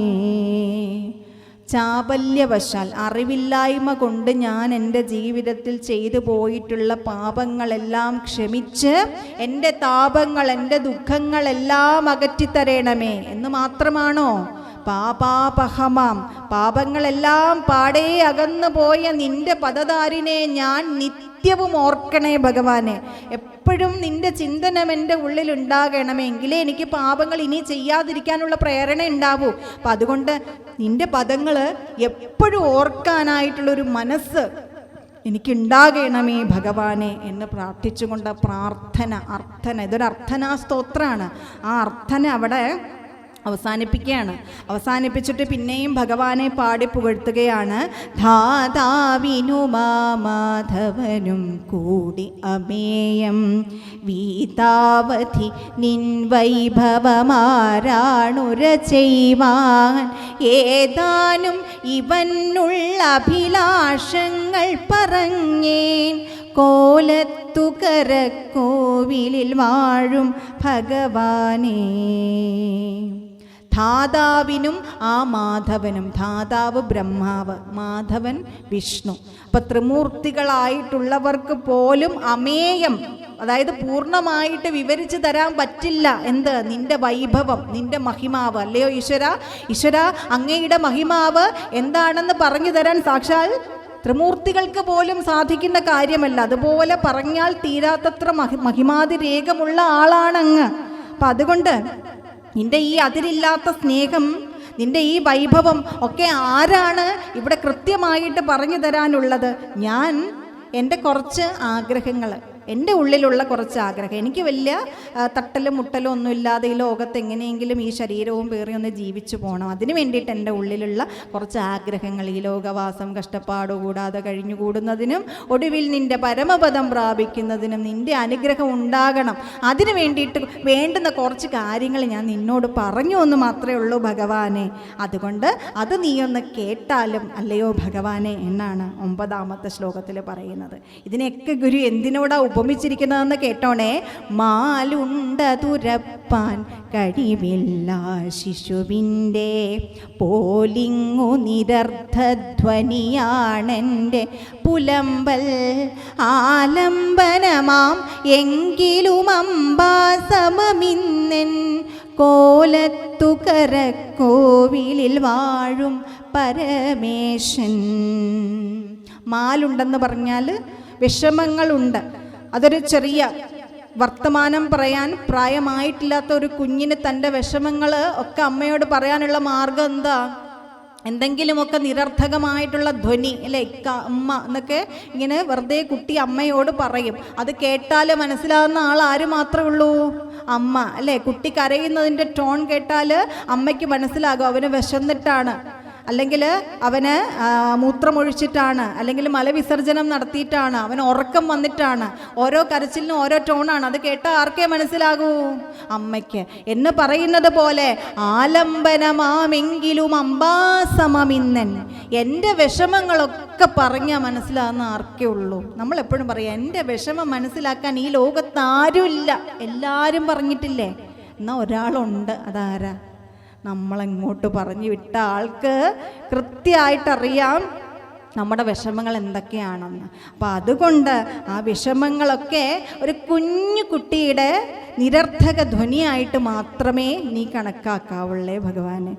ഞാൻ പറഞ്ഞതിനകത്ത് ചിലപ്പോൾ തെറ്റുകുറ്റങ്ങളൊക്കെ ഉണ്ടാവും, അത്യാഗ്രഹങ്ങൾ ഉണ്ടാവും. എന്നാലും അതൊക്കെ നീ ഒരു കൊച്ചുകുട്ടി പറയുന്നത് പോലെ എൻ്റെ വിഷമം ഞാൻ വേറെ എവിടെ ചെന്ന് പറയാനാ, നിനക്കല്ലേ അത് മനസ്സിലാക്കൂ. അപ്പം എൻ്റെ അംബാസമനായിട്ടുള്ള അങ്ങയോട് എനിക്ക് ആലംബനമായിട്ട് അങ്ങ് മാത്രമേ ഉള്ളൂ എന്ന് തിരിച്ചറിഞ്ഞുകൊണ്ട് ഞാൻ എൻ്റെ വിഷമങ്ങളൊക്കെ പറയുകയാണ്. അതൊരു കൊച്ചുകുട്ടിയുടെ നിരർത്ഥക ധ്വനിയായിട്ട് പുലമ്പലായിട്ട് മാത്രം മനസ്സിലാക്കിക്കൊണ്ട് അല്ലയോ ഭഗവാനെ എന്നെ അനുഗ്രഹിക്കണം.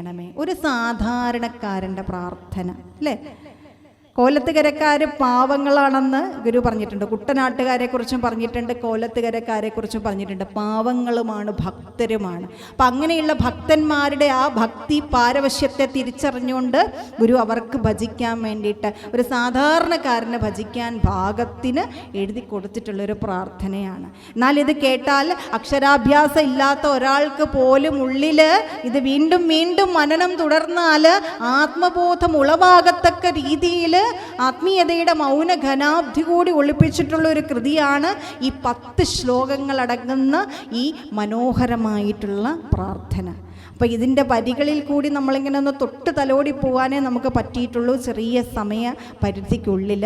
എങ്കിൽ പോലും ഇത് കൂടുതൽ പഠിക്കാനുള്ളൊരു പ്രചോദനം നിങ്ങളുടെ ഉള്ളിൽ ഉണ്ടായി എങ്കിൽ ഞാൻ ഒരുപാട് ധന്യയായി. അപ്പോൾ ഈ കോലതീരശസ്തവം പെട്ടെന്ന് നമുക്ക് എല്ലാവർക്കും കൂടെ ചേർന്ന് ഭഗവാനെ കോലതീരേശനെ മനസ്സിൽ സ്തുതിച്ചുകൊണ്ട് മനസ്സിലേക്ക് ഭഗവാന്റെ ആ രൂപം കൊണ്ടുവന്നുകൊണ്ട് നമുക്ക് ഈ 10 ശ്ലോകങ്ങൾ ഒന്ന് പെട്ടെന്ന് ഒന്ന് ജപിക്കാം, അല്ലെങ്കിൽ ചൊല്ലാം. അപ്പം എല്ലാവരും ഒന്ന് കണ്ണുകളൊക്കെ ഒന്ന് അടച്ച് ഭഗവാനെ മാത്രം മനസ്സിൽ വിചാരിച്ചു കൊണ്ടിരുന്നു.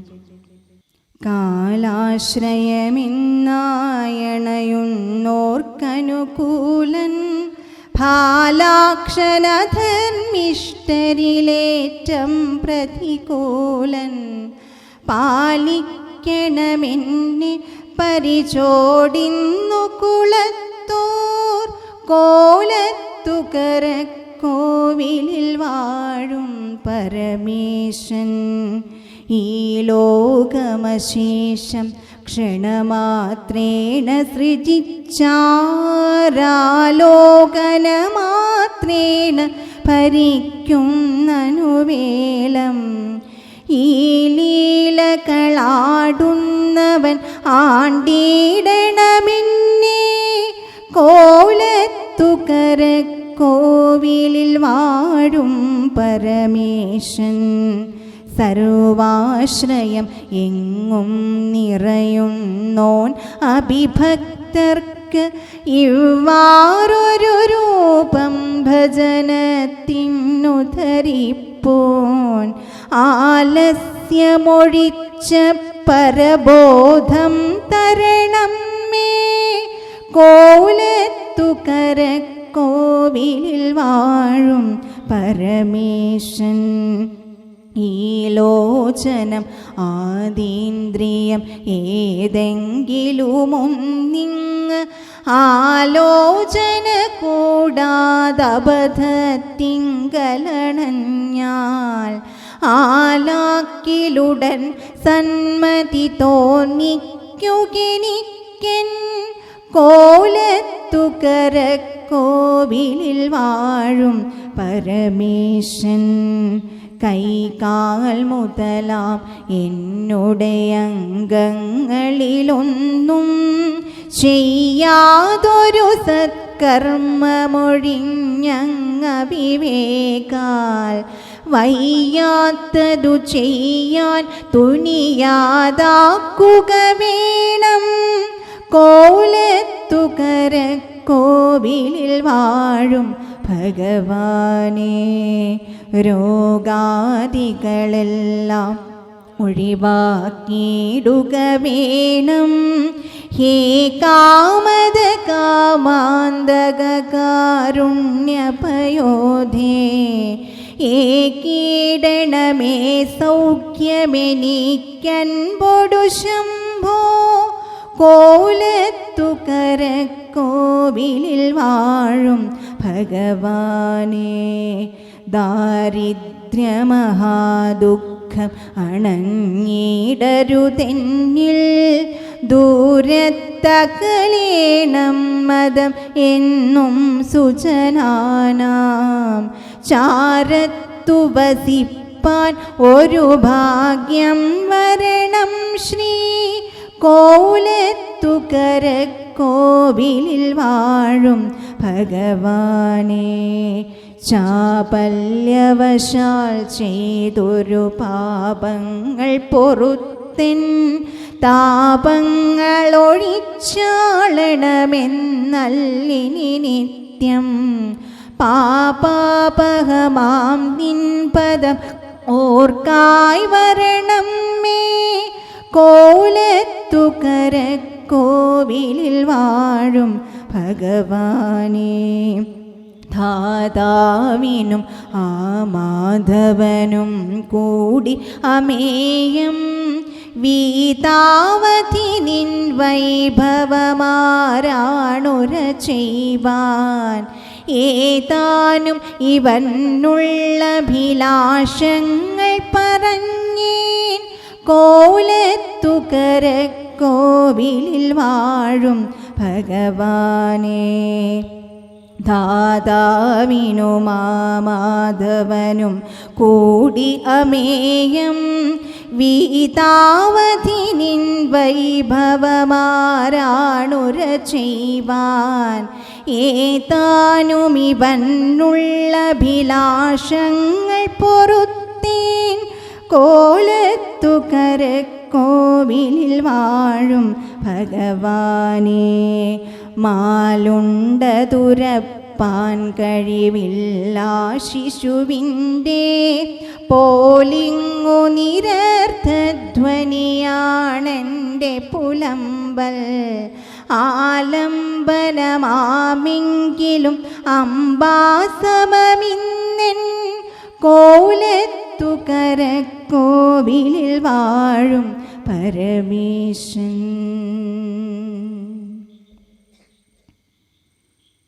എല്ലാവർക്കും മഹാഗുരുവിൻ്റെയും കോലതീരേശൻ്റെയും അനുഗ്രഹ കടാക്ഷം എന്നും എന്നും ഉണ്ടാകട്ടെ എന്ന് ഹൃദയം നിറഞ്ഞ് പ്രാർത്ഥിക്കുന്നു.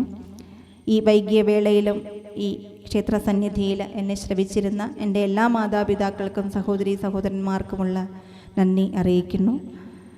ഇവിടെ വീണ്ടും വരുവാനും നിങ്ങളെ കാണുവാനും ഭഗവാനെക്കുറിച്ച് സംസാരിക്കുവാനും ഒക്കെ വീണ്ടും അവസരമൊരുക്കി തന്ന ഈ ആറുകാലിക്കൽ പടിഞ്ഞാറ് SNDP ശാഖായോഗത്തിൻ്റെ ഭാരവാഹികളോടുള്ള നന്ദി പ്രത്യേകം അറിയിക്കുകയാണ്. എല്ലാവർക്കും മഹാഗുരുവിൻ്റെ കൃപാകടാക്ഷം എന്നും ഉണ്ടാകട്ടെ എന്ന് വീണ്ടും വീണ്ടും പ്രാർത്ഥിച്ചുകൊണ്ട് എൻ്റെ ചെറിയ വാക്കുകൾ ഭഗവാന്റെ പാതാരവിന്ദങ്ങളിൽ സമർപ്പിച്ചുകൊണ്ട് ഉപസംഹരിക്കട്ടെ. നന്ദി, നമസ്കാരം. ശ്രീനാരായണ ധർമ്മം ജയിക്കട്ടെ.